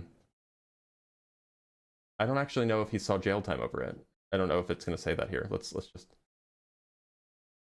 This was in Arizona? There's no way this was in Arizona, right? Or is this a different? Okay, that's a different Nathan Thompson. This person. Oh, wait a minute. Hold on. This person says that he was arrested and goes to jail, but I'm not seeing anything, any news articles or anything like that. Apparently, there was another Nathan Thompson that did go to jail for other stuff, but yeah, you know, I'm happy to catch my bets here. I don't want to say anything that's legally dangerous. The question is if you think Earth is flat is not dead, not if you're a FLERF, no? Yeah, but it should be pretty clear what I'm getting at here, right? Nobody was harassing. I mean, yelling at children is kind of like, okay, maybe it's not legally harassing, but like it's definitely like harassing colloquially, right?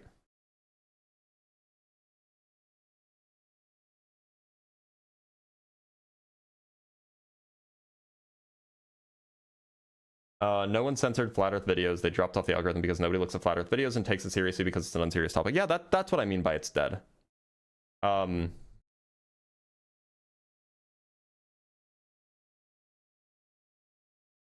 Globe Crusher is Fred? Wait, I thought Fred was oh, Fred, not Freddy. Okay, I know who Freddy is.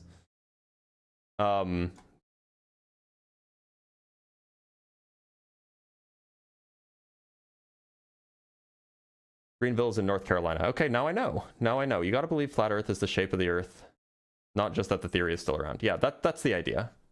I saw a 1960s era video where they pulled a large weight underneath a scale and it showed 0.01 g increase in weight, but the math doesn't math. So probably what's happening here is that the math does math, but it was just really, really close to the cutoff where it rounds.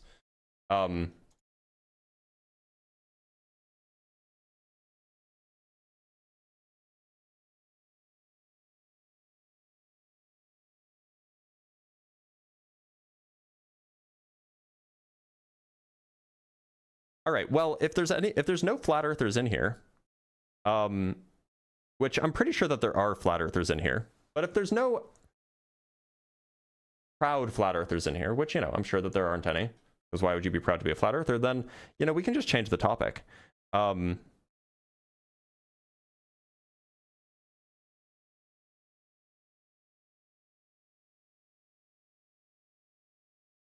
mean, that's not the end of the world, right?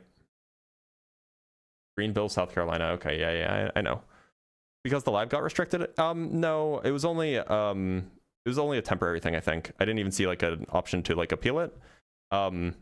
We still have like 600. We have like we have like nearly 700 people in here, so it's not because it got restricted. I guess we could restart the live on TikTok. That's not the end of the world. Find the video. They come in at like 2 a.m. Central. Yeah, they do.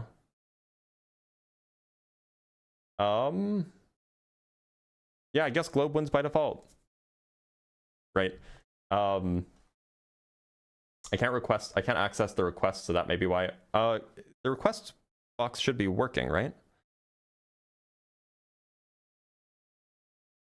I think it's working for everybody. No? Okay, yeah, it's working for at least one person. Sick Jason just joined, so it is working. So there's no issue there.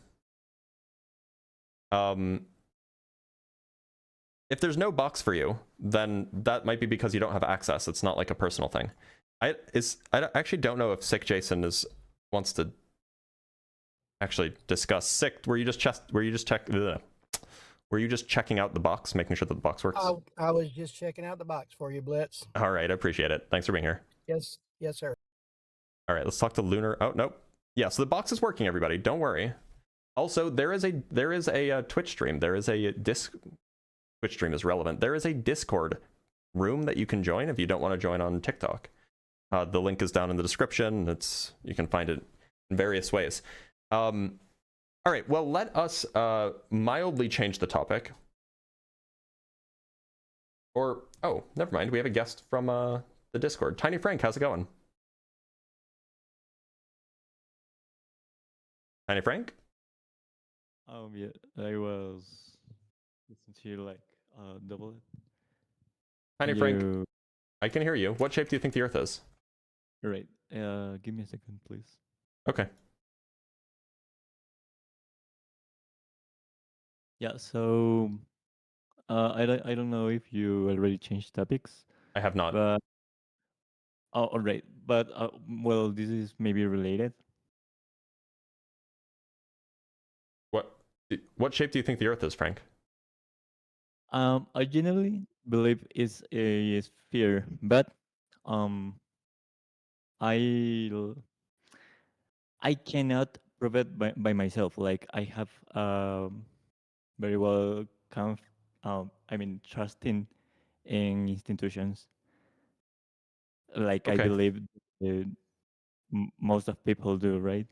Yeah, I mean, like, there's a lot of different experiments that you could run to prove that the Earth is a sphere. But honestly, like, we just have, like, we have photos.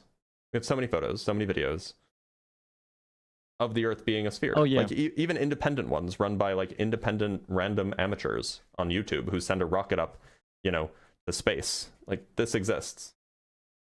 So. Oh, yeah, I know. That's. But Tiny Frank, it looks like that we're not in disagreement here, so I'm gonna let you go. All right, let's bring up Entropic Angel. Hi, Entropic and Angel. I believe in Scientology and Xenu. Okay, what shape do you think the Earth is? Flat. I don't It's think that because I Scientology believe is in the compatible with flat Earths. iceberg theory. I don't think that I believe Scientology is compatible with dragons the... exist and hydras exist. Mods, you know what to do. You know what to do, Mods. Let's read some super chats, because we have a few. From Baba Llama with the €2. Have you ever converted a flat earther? I've converted people who are on the fence. And from Emil SRR with the €2. When was this bass incident? I missed the lore. There's not really any lore. It's just a troll that comes up and just asks if I can, you know, catch a bass and hook it or whatever. Like, he's just a troll who just has like 100 accounts, so he just does it all the time with different names. So it's less lore and more just like an annoying waste of time. All right, well, here's what we're going to do. We only have like an hour left. So actually, you know what we'll do? We will convert, we will switch over, change topics slightly, because I actually am going to be occupied this Wednesday. I won't be able to do my Ask a Physicist live on Wednesday, because I'm going to an acquaintance's, perhaps a friend even. I'm going to their thesis defense. So we're going to do Ask a Physicist for an hour. So that means I'm not going to be taking guests, but I am happy to answer questions. Obviously, super chats do get priority. We don't need the URL anymore because I'm not taking guests right now. But for the next hour or so, I'm happy to answer questions. Kerbal still tomorrow? Possibly. Yeah, at least for an hour and a half. We'll see. Isn't a sphere topologically equivalent to a disk? No, a sphere has a boundary, or a disk has a boundary, a sphere does not. Are we doing an hour of KSP now too? No, we're not doing an hour of KSP now, just answering questions. From Masterminder with the $2. Okay, but Blitz, have you ever caught a bass? I've never caught a bass, no. No, I've never caught a bass. No, not KSP now. No, not KSP now, just regular Ask a Physicist. People do have questions that they want answered. I would like to know what your thoughts on what the Great Attractor may be.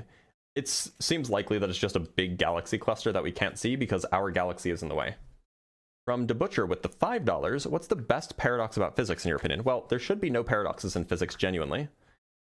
Because if there is a paradox, then that means that there's a mistake somewhere, because paradoxes are not real things. You can't genuinely embody a paradox, right? But what is true is that there are things that are very counterintuitive. And so, I don't know. What's the most counterintuitive thing?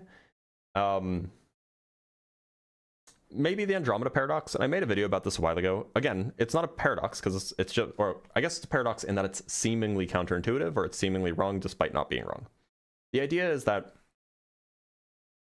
because what we consider now, like a moment of time, differs from person to person, depending on how fast they're moving relative to each other. So if I'm sitting outside at a cafe and somebody just comes walking by at walking speed, the amount that our nows differ by increases further away. So my now and your now will be the same right when you are like at the location where you're walking by me. But if we compared our nows 10 miles away, they'd be different ever so slightly. And the Andromeda galaxy is so far away that that our nows would be different by days. Now, this doesn't mean that the person who's walking by can see the light coming to them faster. Doesn't mean that they get to see into the future, because this has nothing to do with light travel time. This is just like what we call now, the slice of our universe, the slice of our space-time that is now. That's the thing that differs. So that's a neat thing. It just means that what we consider now is not universal. And from Icy Spin with the $2, can a black hole absorb another black hole? Well, we call them mergers, but yeah, they can. What are your thoughts on nuclear? I like it generally. I think that you have to be really careful with it, but I like it generally. Do we know of any other planet that might have some sort of plants? No, we haven't found any life anywhere definitively. Are black holes spherical, or are they just infinitely flat? Black holes are, depending on their properties. They can be nearly spherical, or they could be perfectly spherical in principle. But most of the time they're going to be like a little bit like fat.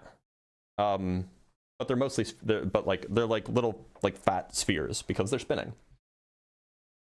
How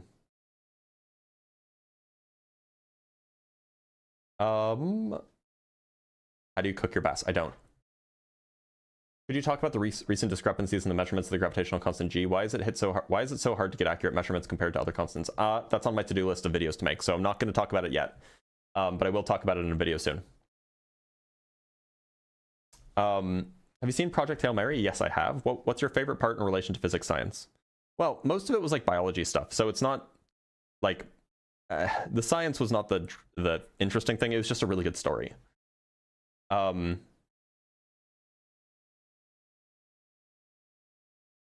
I have to jump down to the bottom because I'm really behind.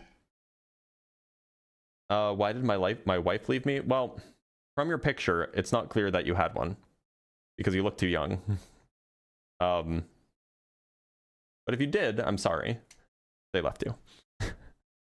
How do you even detect a black hole spinning? Well, if a black hole is spinning, it changes the way it distorts light around it, for example.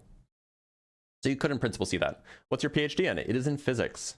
Do gravity waves carry negative gravity on the downslope of the wave? No, they basically just they basically just go like this. They stretch, and I can show you a diagram. Or a GIF rather. This is a really good GIF. Why isn't it playing?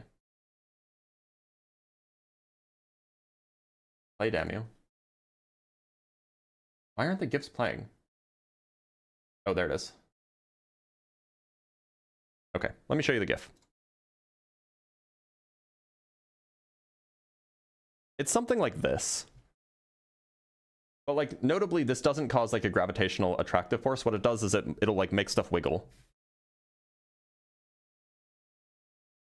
From Icy Spin with the $2, what matter is a black hole made out of? We don't know. It might not even be made of matter in the traditional sense. But I appreciate the question.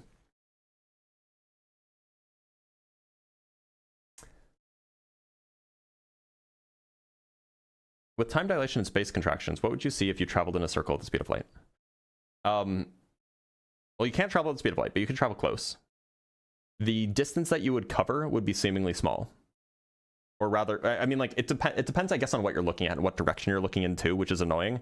But if, like, you were imagining that you were traveling along, like, a circle and you were only looking forward, and there were, like, markers, then it would look like that you're traveling over a smaller distance, that the circle that you're traveling over is shorter, or has a smaller circumference. Do gravity waves change the distance between 2 points? They do, yeah. What do you think about these scientists that keep going missing? I don't think anything of it. Most of them were not scientists. Most of them, they have no connection with each other. I think that there were only 4 scientists on the list, and over 5 years, yeah, some scientists are gonna die. Scientists are people too. Oh, that was my stomach.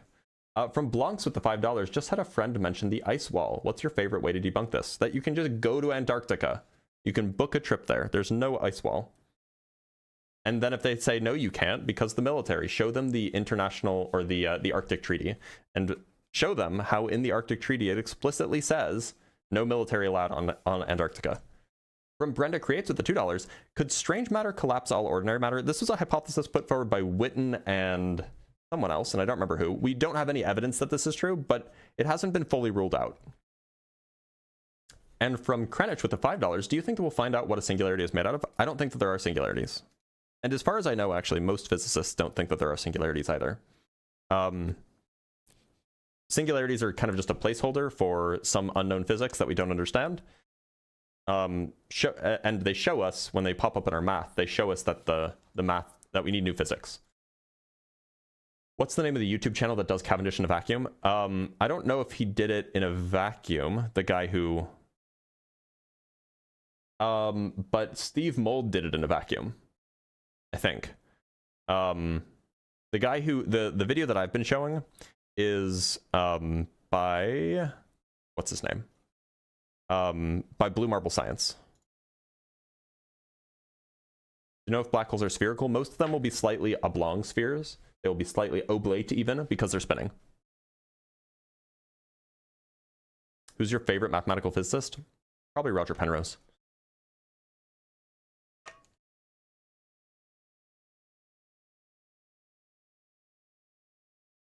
How do gravity and quantum mechanics fit together? I don't know. If I knew, I would go get my Nobel Prize. Without a singularity, won't a black hole just be a gravistar? Not necessarily. No, I mean, there could be something else in the middle that we don't know about.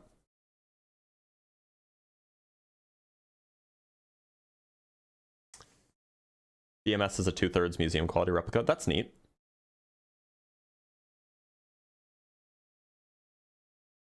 How can it spin if it has no mass? Black holes have mass. From Fuzzy Kermit with the $2, best sci-fi and why is it The Expanse? I actually couldn't get through The Expanse. I found it so boring. Sorry. Do you know where a black hole leads? Probably to certain death. Do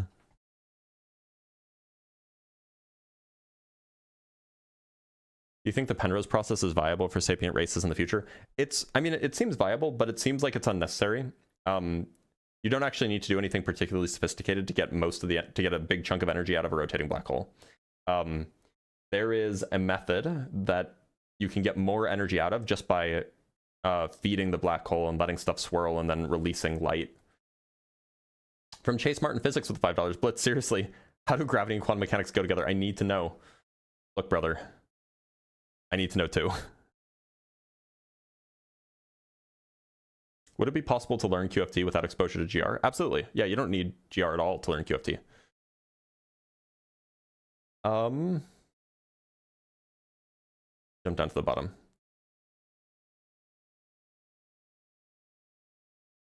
Will I pass my Physics 2 course final if I watch your channel? No, you should do the homework. What do you think about the reports about faster than light travel using quantum superposition? I thought the probability of each particle being either spin was 0.5. How is transferring? It's not transferring information. I haven't seen these reports, but if somebody's claiming to have transferred information using like entanglement or something like that, then they're wrong. From the Satora tribe with the $5. If you travel in a large circle near the speed of light, your acceleration would be in 2 directions. Would it flatten in 2 spots? It's not about acceleration. It's about velocity, right? It's velocity that's relative, not acceleration. The length, contraction, time dilation, these are velocity dependent factors. I mean, acceleration will also play a role to an extent, but yeah, actually there was a thought experiment by, oh, who was it? Was it Ehrenfest? Let me pull it up. I think it was Ehrenfest. Yeah, it's called the Ehrenfest paradox. It's exactly this question, or very, very similar to it anyway.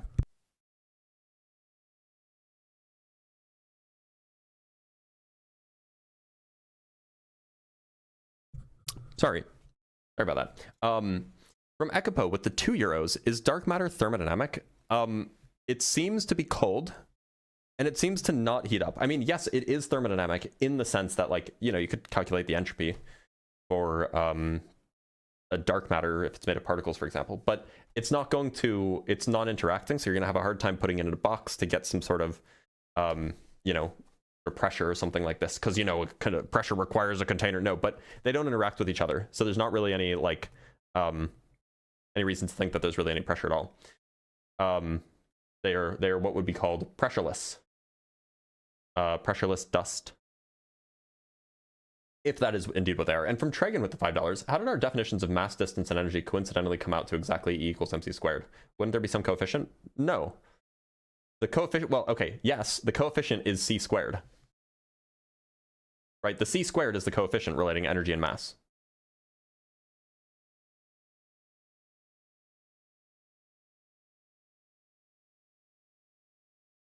As a researcher, what efforts, if any, do you make to avoid motivated reasoning, scientism, and paradigm lock-in? Well, so I don't work with data. I don't collect data. Like, I'm not an experimentalist, so I don't do observational astronomy. So I don't really have to worry about the kinds of bias that you would get when collecting data. Scientism isn't really a concern when you're doing science. Like, that's like a question for like philosophy of science, I guess. Paradigm lock-in is important, but like, so the kind of physics that I do, when I'm doing physics, the kind of physics that I do is model building. And so that is very, very far removed from, you know, focusing on a particular paradigm. Like there's a model I'm working on now that kind of combines a few different features, a few different kind of, not fringe, but definitely theoretical ideas to try to see if some kind of phenomenon is, I'm being vague on purpose, by the way, to see if some kind of phenomenon is physically possible. And that's not really, that's kind of the opposite of paradigm locking. From Chris with the 50 Norwegian kroners, is Penrose's involvement in Orch OR overblown, or does Penrose actually believe what Hemroth is proposing? Seems like a massive reach. I have no idea what Penrose personally believes, but yeah, I would imagine that his involvement is overblown. Okay, let me not say that. I don't know how much people think he's involved, but I don't think he's involved that much.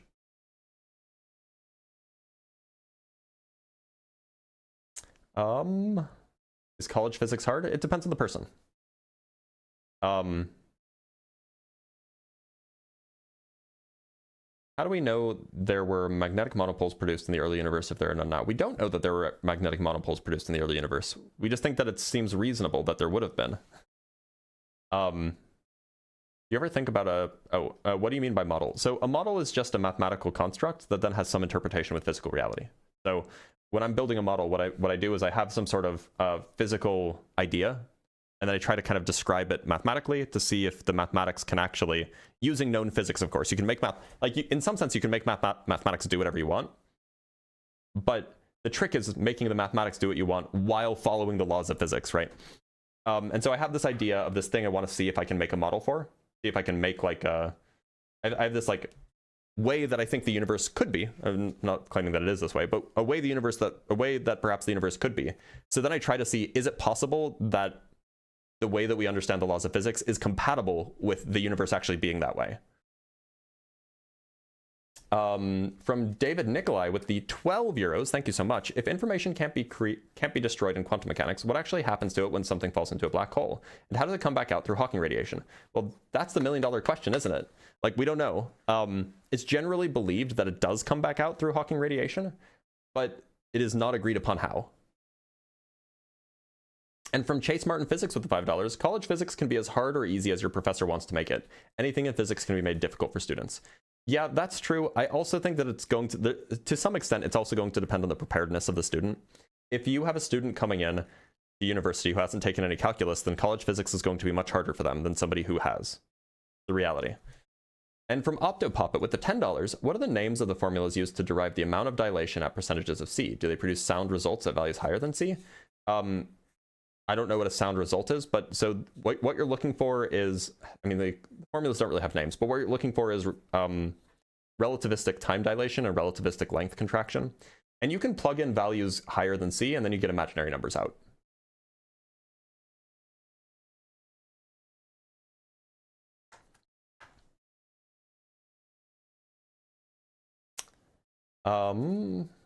Do you believe that time is linear? If not, doesn't that mean that an action that exists always exists and always will exist? I don't necessarily believe that time is linear. I'm pretty agnostic about the topology of time. What's the youngest planet in our solar system? Blitz GPT. I don't know. Earth could be, because Earth kind of formed from like two protoplanets smashing into each other, but I don't know. Have you seen Oppenheimer? I have. What do you think of the scene where they need to show Einstein a calculation that showed the bomb could kill us all? Was it real? I don't know if it being shown to Einstein was real, but this was definitely something that people thought about. People were, you know, there was a concern that if you did this in the atmosphere, then the atmosphere would undergo nuclear fusion, or maybe nuclear fission. Anyway, they were concerned that it would ignite the atmosphere, but it was a very, very small concern. And, you know, it was resolved, and then they came to the conclusion that it wasn't actually a concern. Does the true randomness in quantum computing defy determinism? If not, could you briefly explain how? So in some sense it does, as long as you assume that there's only the one universe. Because then, yeah, then you do just get non-deterministic behavior. However, if we live in the many worlds of the many worlds interpretation of quantum mechanics, then the randomness in a quantum computer is just one outcome being realized, when in fact all outcomes are realized across the many worlds. So then there's no randomness at all, because all outcomes are realized. How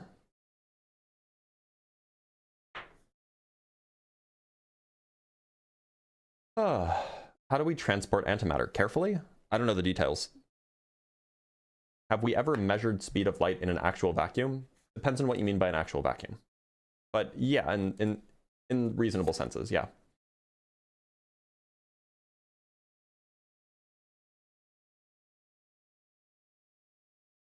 The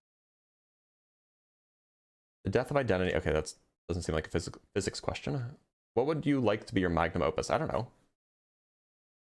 Are there fundamental limits to how much you can reduce the Lorentz number using these approaches? Using what approaches? I'm missing something there.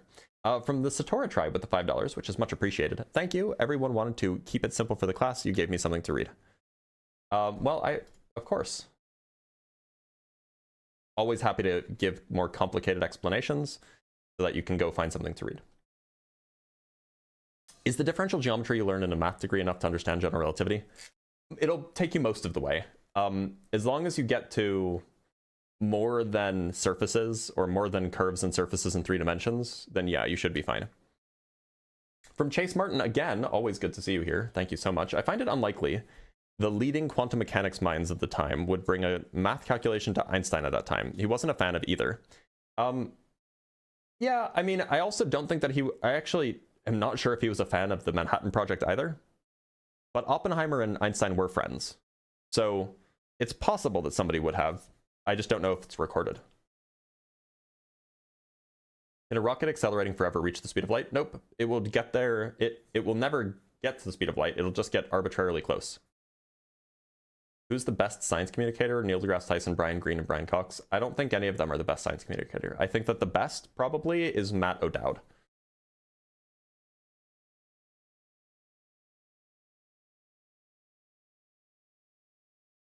Well, okay. Maybe not Matt O'Dowd. He's definitely one of the best.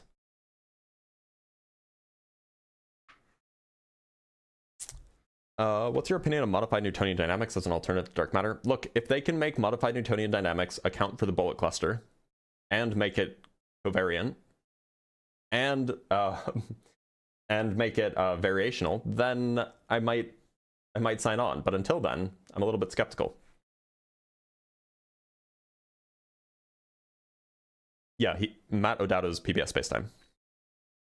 Why did Einstein hate quantum physics so much? I don't know if he hated it. I just think that he didn't like how it was being interpreted.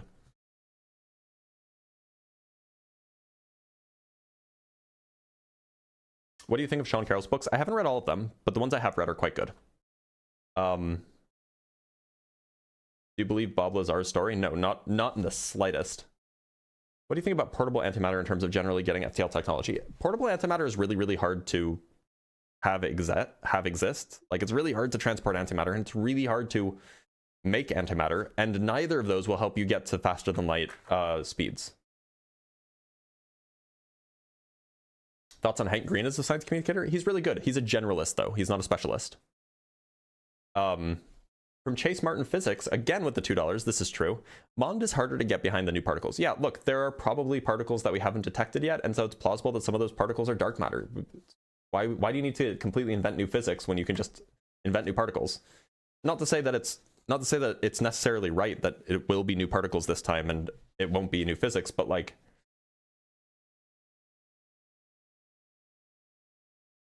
I don't know. I'm skeptical. Don Lincoln from Fermilab is also good. He's just not very out there, right? What do you think about Jack Parsons? Why do I know that name? No idea who that is. Let's make sure that I didn't miss anything. We're good. We are good. Was there anything to the paper indicating dark energy? Maybe WIMPs? No, not dark energy. Dark energy is not WIMPs. Is Neil deGrasse overrated? I don't know if he's overrated. He just has a different vibe. He's definitely appealing to like the broadest audience he can. Would you have watched a physicist TikTok live if it were available when you were growing up? Probably, yeah. What are your thoughts on microscopic black holes for a theory of dark matter? I actually quite like it. But the evidence for it keeps getting, or the possibility space for that to be the answer keeps getting smaller and smaller. Thoughts on Kyle Hill as a science communicator? Well, I used to like him a lot, and then he ghosted me and a friend attempting to hook him in for a game of Magic the Gathering. No, like, no hard feelings. He seems busy. But yeah, he's quite good. I haven't watched his stuff in a while, but I used to watch it a lot.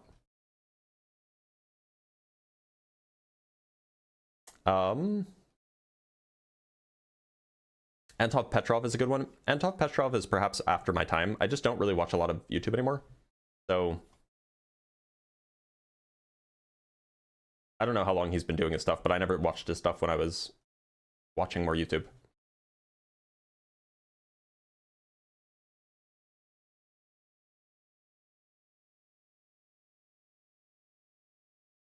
Why is virtual particles popping in and out of existence accepted lore? I don't know why it's accepted lore, but it's not real.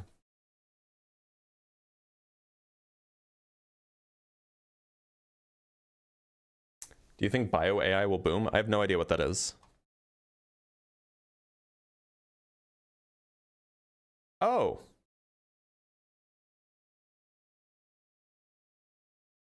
Oh. Well, thanks, Raymond. I appreciate that. I didn't know that that was your username. Okay, I'm not going to dox you, of course. All right, last one from Chase Martin because he's poor. Wouldn't microscopic black holes radiate away too quickly to be as long-lived as we suspect dark matter to be, and not my field? Well, okay, yes, probably not microscopic. They have to have a massive, like a small asteroid, in order to not have evaporated away yet. And so you could work out how big they are. Just type in a Schwarzschild radius calculator. No, we want a Hawking evaporation calculator, and we can just punch in and we can just work out what the required size is, what the minimum size is for that. So if we say that we have, I don't know, we need a lifetime of around 13 billion years at least. So if we do like 10,000 kilograms, that gets us, nope, we need maybe 100,000. Why don't we do metric tons? 1,000 tons, nope. We need maybe 10,000 tons? 100,000 tons. Wait a minute. 1 billion tons. Okay, 1 billion tons would last long enough. Would last the age of the universe, no problem. Even 100 million tons would. And so a black hole that has the mass of 100 million tons is, you know, this is, yeah, this is, it's 1/10 millionth of a nanometer. It's you know, 0.14 femtometers, something like that. So that's definitely microscopic, and it would still last long enough. From William Murphy with the $5. Hi Blitz, I just got my PhD in Mech E. Well, congrats. Am I a scientist or an engineer or a secret third thing? Probably an engineer. I guess it depends on what you do. There's definitely overlap between the two. Are you doing engineering or are you doing science?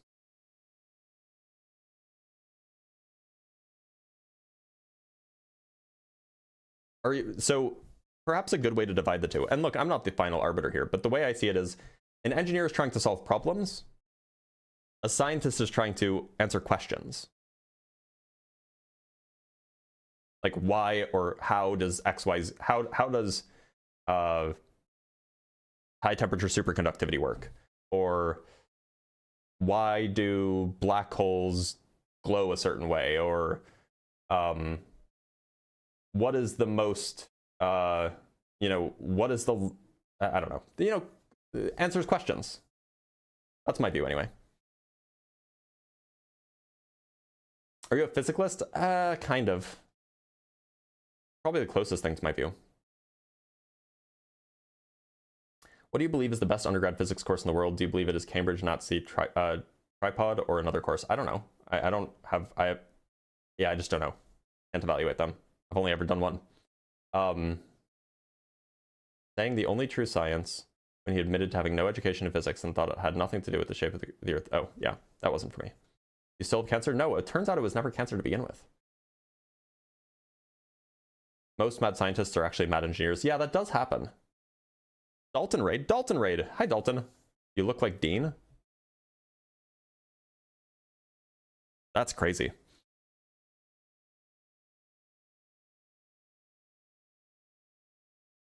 That's a crazy claim. I do not. I don't. Well, and not to say that. Not this. Yeah, he's blonde. He's like. We have like different face shapes. Is that a cut? It's a scar.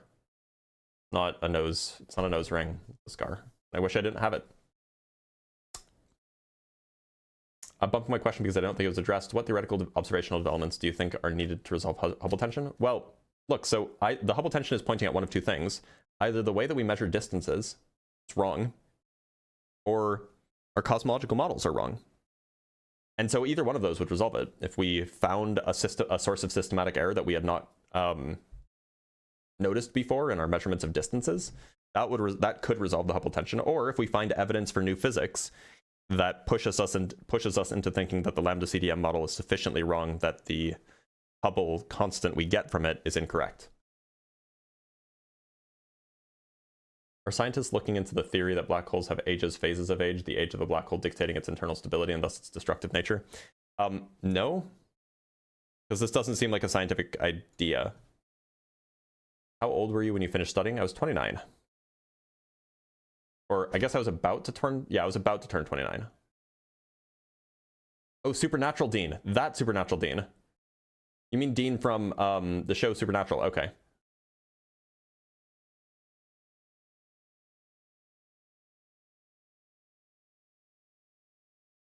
Was she stuck? Where? She's so dumb. Sometimes she stops. Sometimes the brain cells are on rent. Why would she lock herself in the bathroom and then complain about being in there? Layaway, there you go. Somebody's renting her brain cells because they're on layaway. The real cancer is the friends we made along the way. I had a benign tumor removed back when. So it turns out it wasn't even a tumor, much to the surprise of my oncologists.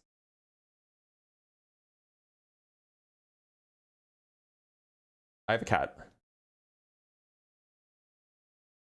Well, yeah, I mean, people always want to see. All right, my wife's gonna go get the cat, so that you guys can meet. I mean, most of you, some of you have seen her. Show the cat.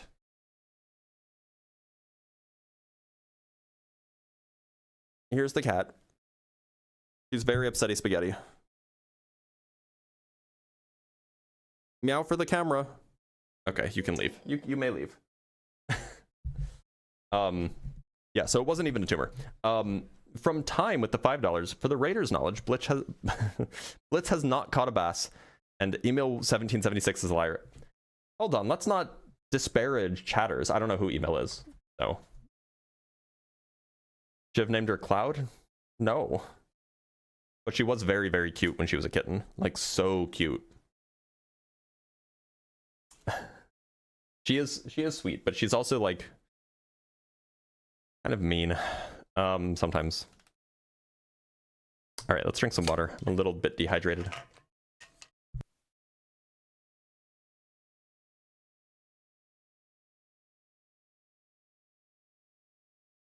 Oh, email is Ty Wolf on a Krusty Sock account. Gross. Did you just misgender that cat? I did. You ever been to CERN? I haven't. I probably could have, but you know, going to Switzerland is not cheap. What do you think about the possible proof of microscopic life on Mars? I think that we have evidence. I don't know if we have like smoking gun proof yet, but I think that we have pretty good evidence. You look like a younger version of Geddy Lee, Russia's bass guitarist. This is a major compliment. I know who Geddy Lee is. People compare me to him a lot. And by a lot, I mean like more frequently than they compare me to basically anybody else, but that's not saying much. Is the cat aware she's owned by a physicist, increasing our understanding of the universe? No, she is aware that she is owned by, or rather that she is living in the abode of a giant hairless cat that provides her with crunchy food twice a day and also gives her inhaler. That's what she knows. She doesn't know anything else. Do you do IRL streams? What's an IRL stream? Oh, no. You think I touch grass?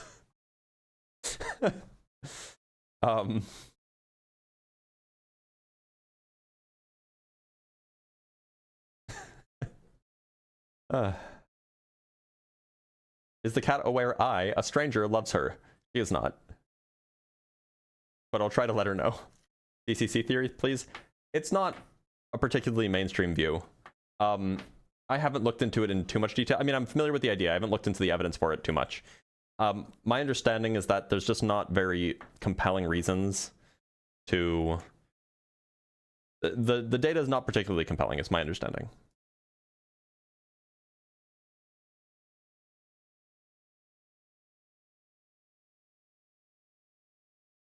A stream where you're doing physics work would be neat. Well, look, the thing is I could do that. I work from home. But that risks showing my stuff, the stuff that I'm working on that is unpublished, and the stuff that, you know, you try to keep close to your chest because you don't want it getting out into the world so somebody takes your idea. That would mean live streaming that stuff. Which, you know, not to say that the odds are great, but it would really suck to have somebody else who just happened to be scrolling on YouTube get my idea and then, you know, write it first. Can space be undefined where there's no matter? Well, I still don't think it's undefined.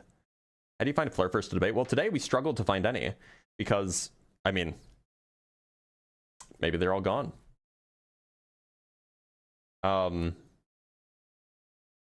If a food bowl is 75% full, is it still 100% empty? Yes.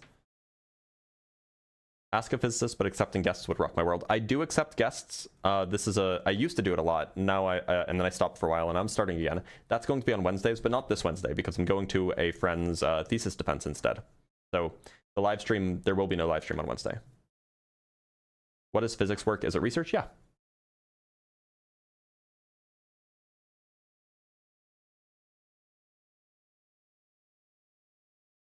What is paid science, private industry science? Oh, that wasn't for me. I thought you were a psychiatrist at first and I was going to tell you all my problems. Oh, no, I'm not. Please don't tell me your problems. Would you debate Witsit Gets It? I've debated him before. You can go find a video of me debating him in a 3v3 on YouTube. It was on Jeranism's channel. Just look up Blitz PhD or look up Dr. Blitz and Witsit Jeranism on YouTube and you'll find it. A re-ask because it got buried by cat posting. Ever check out the Foundation series? I haven't. Actually, I started it and I was very, very bored.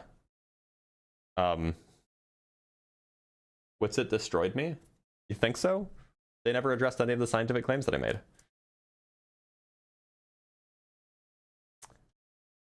How are you feeling after going through a surgery? Well, now I'm feeling mostly fine. I still have some leftover issues, but those are hopefully going to be resolved. From William Murphy with the $5. Have you heard of cold plasma? Our lab works on cold plasma plus biointeractions. Our tech was FDA approved for cancer. Very cool pictures. I haven't heard of it, but that seems neat. Would you ever work abroad again? Probably not, unless my wife was okay with it. It was just hard. It was hard on her because it was pretty isolating, and while I had kind of a built-in social circle, both from this, like the online stuff, and also where I worked, she didn't, and there's a big language barrier, so it was really, really isolating for her. And you know, I'm not going to ask her to do that for me again.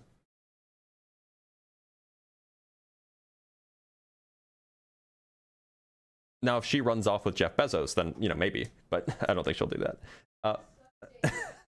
Sorry. Want to start with Star Trek? Which Star Trek series should I begin with? I'd like to say begin with Star Trek The Next Generation. Very good.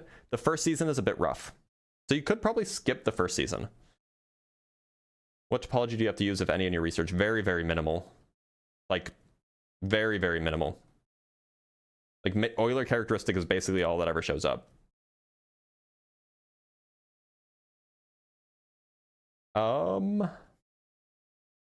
Yeah, skip Code of Honor. Bad episode. Straight up bad.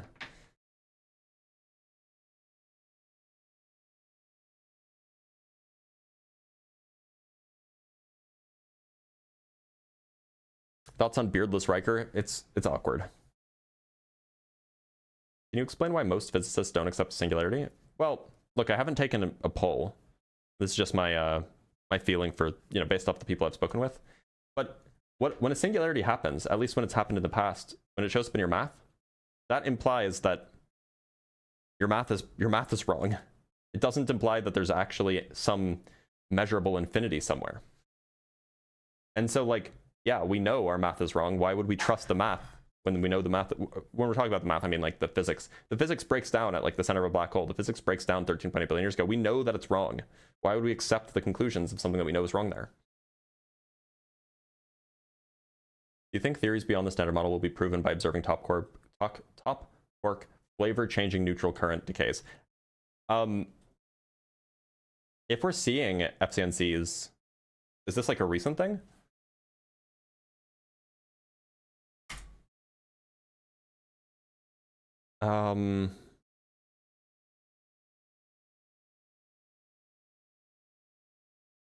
Was this detected? I mean, like, yeah, generally. Okay, so it wasn't detected. Yeah, generally FCNCs are really, really, really, really rare. So probably, yeah, they would be. It would be evidence of beyond the standard model physics. But I don't think this has been seen. Thoughts on bearded Wesley? From Wayne Cottrell with the 10 pounds. It's very much appreciated. I see they've made great strides in ion thrusters for rockets. However, they will move very slowly. Do you think they'll be able to allow faster speed than we have now? And is it the way forward? The thing about ion thrusters is that they're extremely efficient, meaning that you have to carry very little fuel for a given amount of change in speed. The downside is that they are very, very low thrust. So, like, for deep space missions, ion thrusters are perfectly fine. But for, like, moving any substantial, for, like, moving people, like, no. Unless your ion thrusters are, like, way more powerful, which, you know, they're not. It would just take too long and you'd be wasting people's lives accelerating.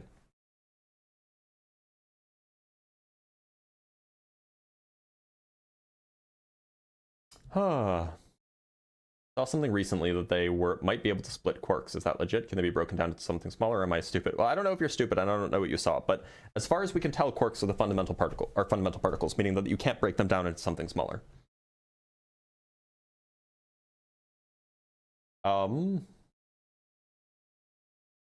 What are your thoughts on Neil deGrasse Tyson? Do you find him annoying when he constantly interrupts? I don't really have strong thoughts. I think he does a good job bringing people, bringing interest from the public to science. I think that that's a good thing, but I don't have otherwise strong feelings about him.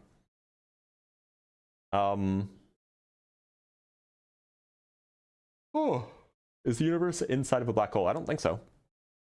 I think we have good reason to think not.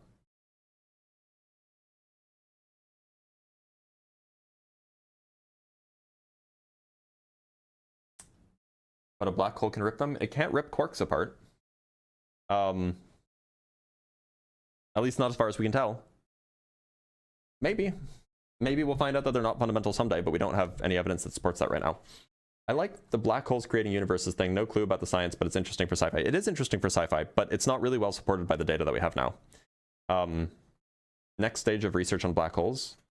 I don't know what you mean by next stage. Why does the expansion look like it's moving away from us? Well, look.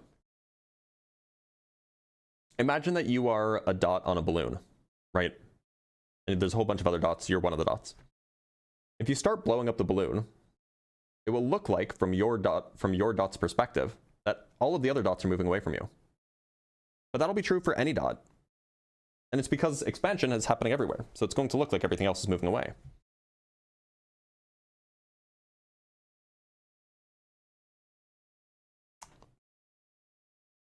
What do you think? Oh, that's not a question for me. Oh, do you think the ability to have manned deep space travel... Do you think the ability to have manned deep space travel will ever be possible? There's a lot of biological and medical problems that need to be solved first. Or we can just build a generation ship where we just put like 5,000 people on a hollowed out meteor and then send them on their way. Is there a next step or a plan to learn more about them in any way? I mean, like, this science isn't done by like everybody comes together and decides on what to do. You just have a whole bunch of scientists that are doing separate things. So like every scientist that's interested in studying black holes is going to be having some, you know, whatever they're doing next in their research trajectory is going to be whatever the next step is. How is Andromeda on a collision course with the Milky Way? Expanding is making everything move away. Expansion doesn't make everything move away. It only makes the things that are not gravitationally bound together move away. So Andromeda is gravitationally bound to the Milky Way, or rather the Milky Way is gravitationally bound to Andromeda. And so those two things will not be forced away from each other. Time starts with the Big Bang. How possible is it that Big Bang happened without time? Well, it's not clear that time did start with the Big Bang. But if it did start with the Big Bang,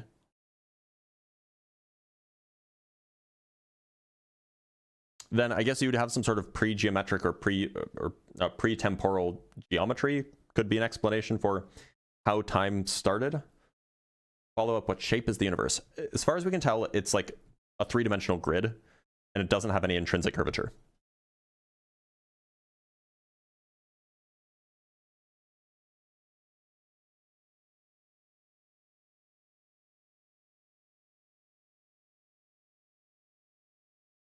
How realistic is the new power source in our lifetime?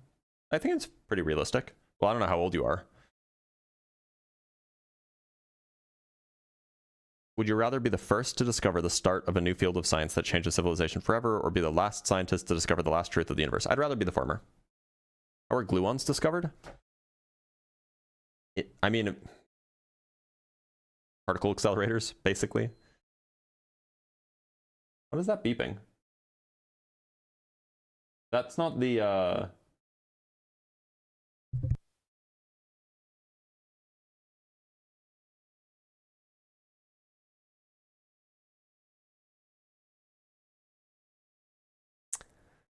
What's the best way to start intuiting math alongside practicing?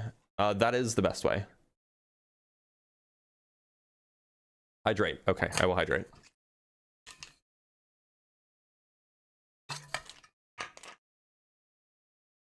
What are your thoughts on Babylon 5? I've never watched it.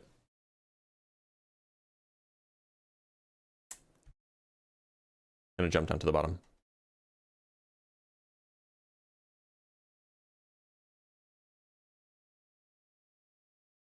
What are your thoughts on the fast 16 worm? I have no idea what it is. Check your carbon monoxide detector when you hear a strange beeping. I know what the beeping is. It's a wine cooler. And the unfortunate thing is that it seems to be like glitching. And so I need to shut off all of the breakers. And the way to fix it is to shut off all of the breakers and then leave them off for a minute and then turn it back on. And that's just annoying because, well, I have to shut off the breaker, but I don't know which breaker it goes to the wine cooler. And so I will have to probably shut off everything, and so I can't do that until everybody is okay with me doing that. So, geometry doesn't need to be consistent at all scales, despite what Euclidean model says. Imagine a locally Euclidean, globally preferential planar manifold with curvature suppression effects that's flat. That's roughly right.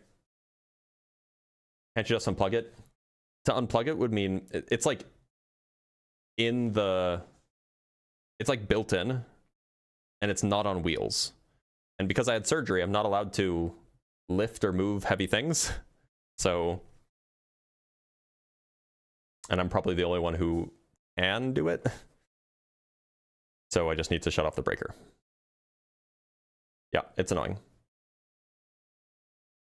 How does your knowledge of electromagnetism translate to being an electrician? Could you be one? No, they're different fields, or not fields, they're different skill sets, right? Like in principle, I could probably learn enough to like, you know, give me 6 months. I could probably do like a half decent impression of an electrical engineer, but not an electrician. An electrician has a lot of practical skills that I just don't know. Label your breakers. Don't tell me what to do. Get ready to reset the stove clock. That's what I'm dreading, basically. It's just annoying. Can you please explain how light travels through the vacuum of space? Light has no time. Is it invisible while it's moving until it hits something? So light is a wave. It's a wave in the electromagnetic field. The electromagnetic field exists everywhere. So that's how it moves. The electromagnetic field is everywhere, even in a vacuum. And it's just a wave in that field. Now, the statement that light has no time is a misconstrual of a misconstrual of a misconstrual. Light doesn't have a valid reference frame. So it's a meaningless question to ask how much time a light beam experiences. Not that it's zero, just it's meaningless. And when you say that light isn't visible until it hits something, the point is that what it means for something to be visible is that light has entered your eyeballs from that thing. So light itself doesn't give off more light in the sideways directions, right? So, unless it's like bouncing off of stuff. So yeah, it will be invisible until it hits your eyes. Can you briefly explain the Koida formula and its impact on particle physics? I can, but I did do an in-depth video on it. If you just look up Blitz, if you look at my name on TikTok and then Koida formula, you will find it. Briefly, it didn't really have any impact on particle physics because it seems like it's a numerical coincidence, but maybe it's not, and we just haven't figured out how it's not yet.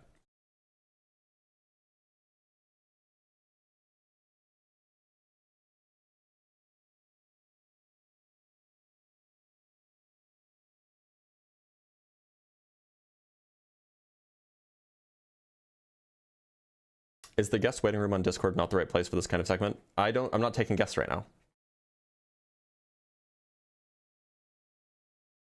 How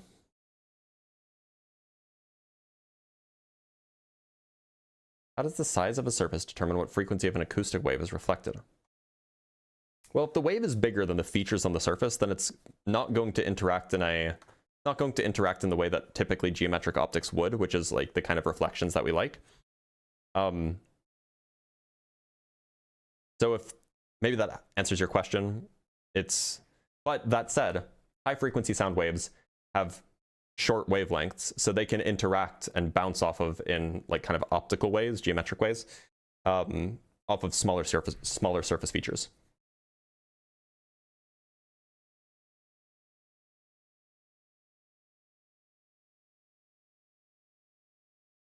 Do you have any unusual niche interests like watches or pocket knives? Not those. Magic the Gathering isn't particularly niche either, so I guess no. Are the fundamental forces equally fundamental? Perhaps. We don't know.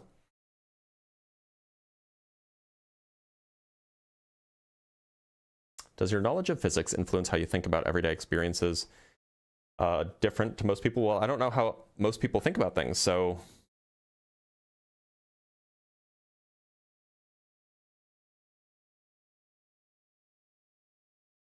Are micro black holes a real thing? If not, why not? And if so, how? Well, we've never detected them, but they're like physically possible.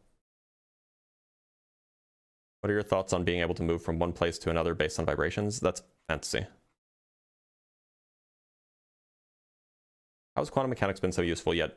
So many people say that nobody understands quantum mechanics. The people who say that nobody understands it just are wrong. Like, so many people understand it.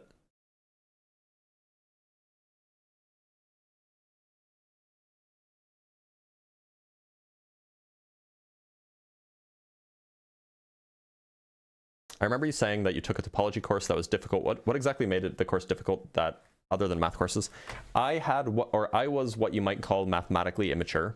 So I was a freshman, right? I hadn't taken any like serious math classes. I hadn't even taken, or I think I was taking a proof class concurrently with this one. And so it was just a mistake. Like, I just wasn't ready for it. I wasn't ready for the level of mathematical sophistication that you encounter when you take a topology class. What's your favorite kind of food? I like East Asian and Southern. I don't know. I like pasta a lot. I like things that are heavy in carbs. Like, I love carbs. But I also really, really like Indian food, generally. You play Commander, who do you main? Okay, one sec.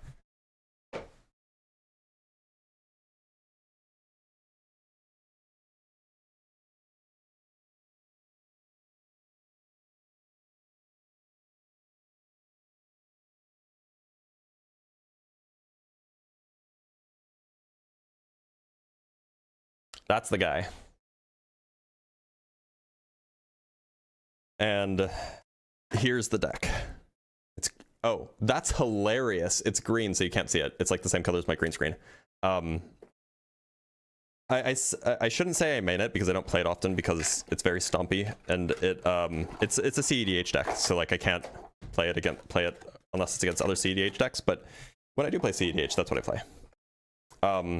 Otherwise, I have a whole bunch of decks that I play in more casual settings.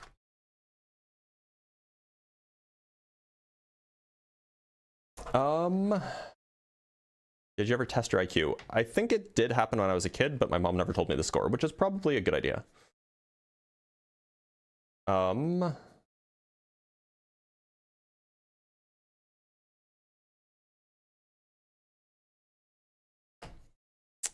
Did he answer the egg question? What egg question?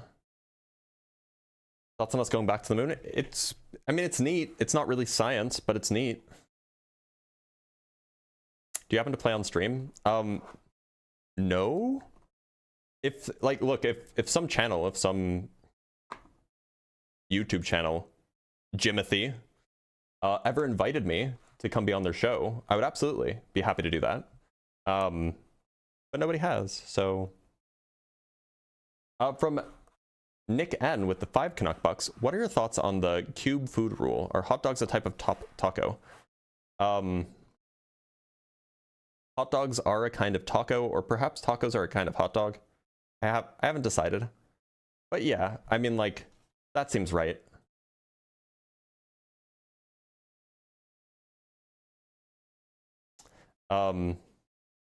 Most people don't know why things actually fall. You understand it's a consequence of geometry, but most just think it's like it's an invisible force like magnetism. Well, that's true. That's definitely true. If we're in a series of simulations, what would be the religion of the host simulation? I don't think that, well, I don't know. I don't think that we're in a series of simulations, though. The United States has 3 different time zones. Doesn't it have 4? No, it has 4. What are you talking about? Oh, God, that beeping is so annoying. I need to fix it after the stream. TCGs were the first pay-to-win games. They absolutely were. A lot of people are very, very happy with or fine with proxies these days, but sometimes you want to get the actual cards. So for this deck, I did. But you know, for most of my other decks, for many of my other decks, they're very proxy heavy. Did you ever get into any other TCGs? No.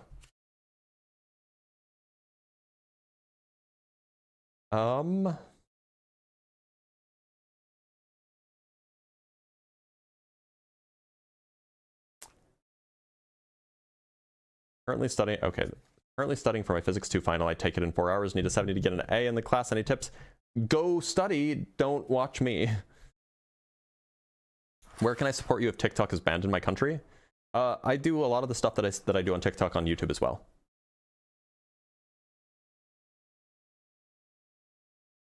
Hot dogs refer to the filling, and they're both paninis. A hot dog's not a panini. Not pressed.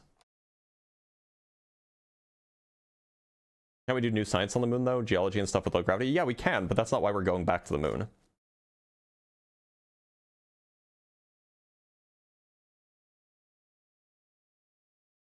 Well, yeah, the continental US has 4 time zones.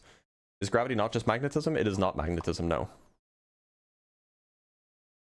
All right, y'all, it is past noon. I am hungry. My stomach's been rumbling all morning. So I'm going to end the live stream here. I will see you guys again tomorrow for more Ask a Physicist and perhaps some Kerbal Space Program as well. Make sure to join the Discord server if you haven't already. It's pretty easy to get to if you want to get updates on when I'm going live. It's discord.gg/drblitz. Just Dr. Blitz. Discord.gg/Dr. Blitz. Very easy to find. And if you want to check up on the research that I'm doing, if you want to look at the science communication, the other science communication stuff I do, feel free to go to my website. It's blitz.phd. That's it. There's no .com. It's just blitz.phd. And if you do want to support me, at the bottom of all of the pages on the website, there's a little like taskbar where you can like see support, figure out how to support me, and then there's links. So I will see you guys tomorrow.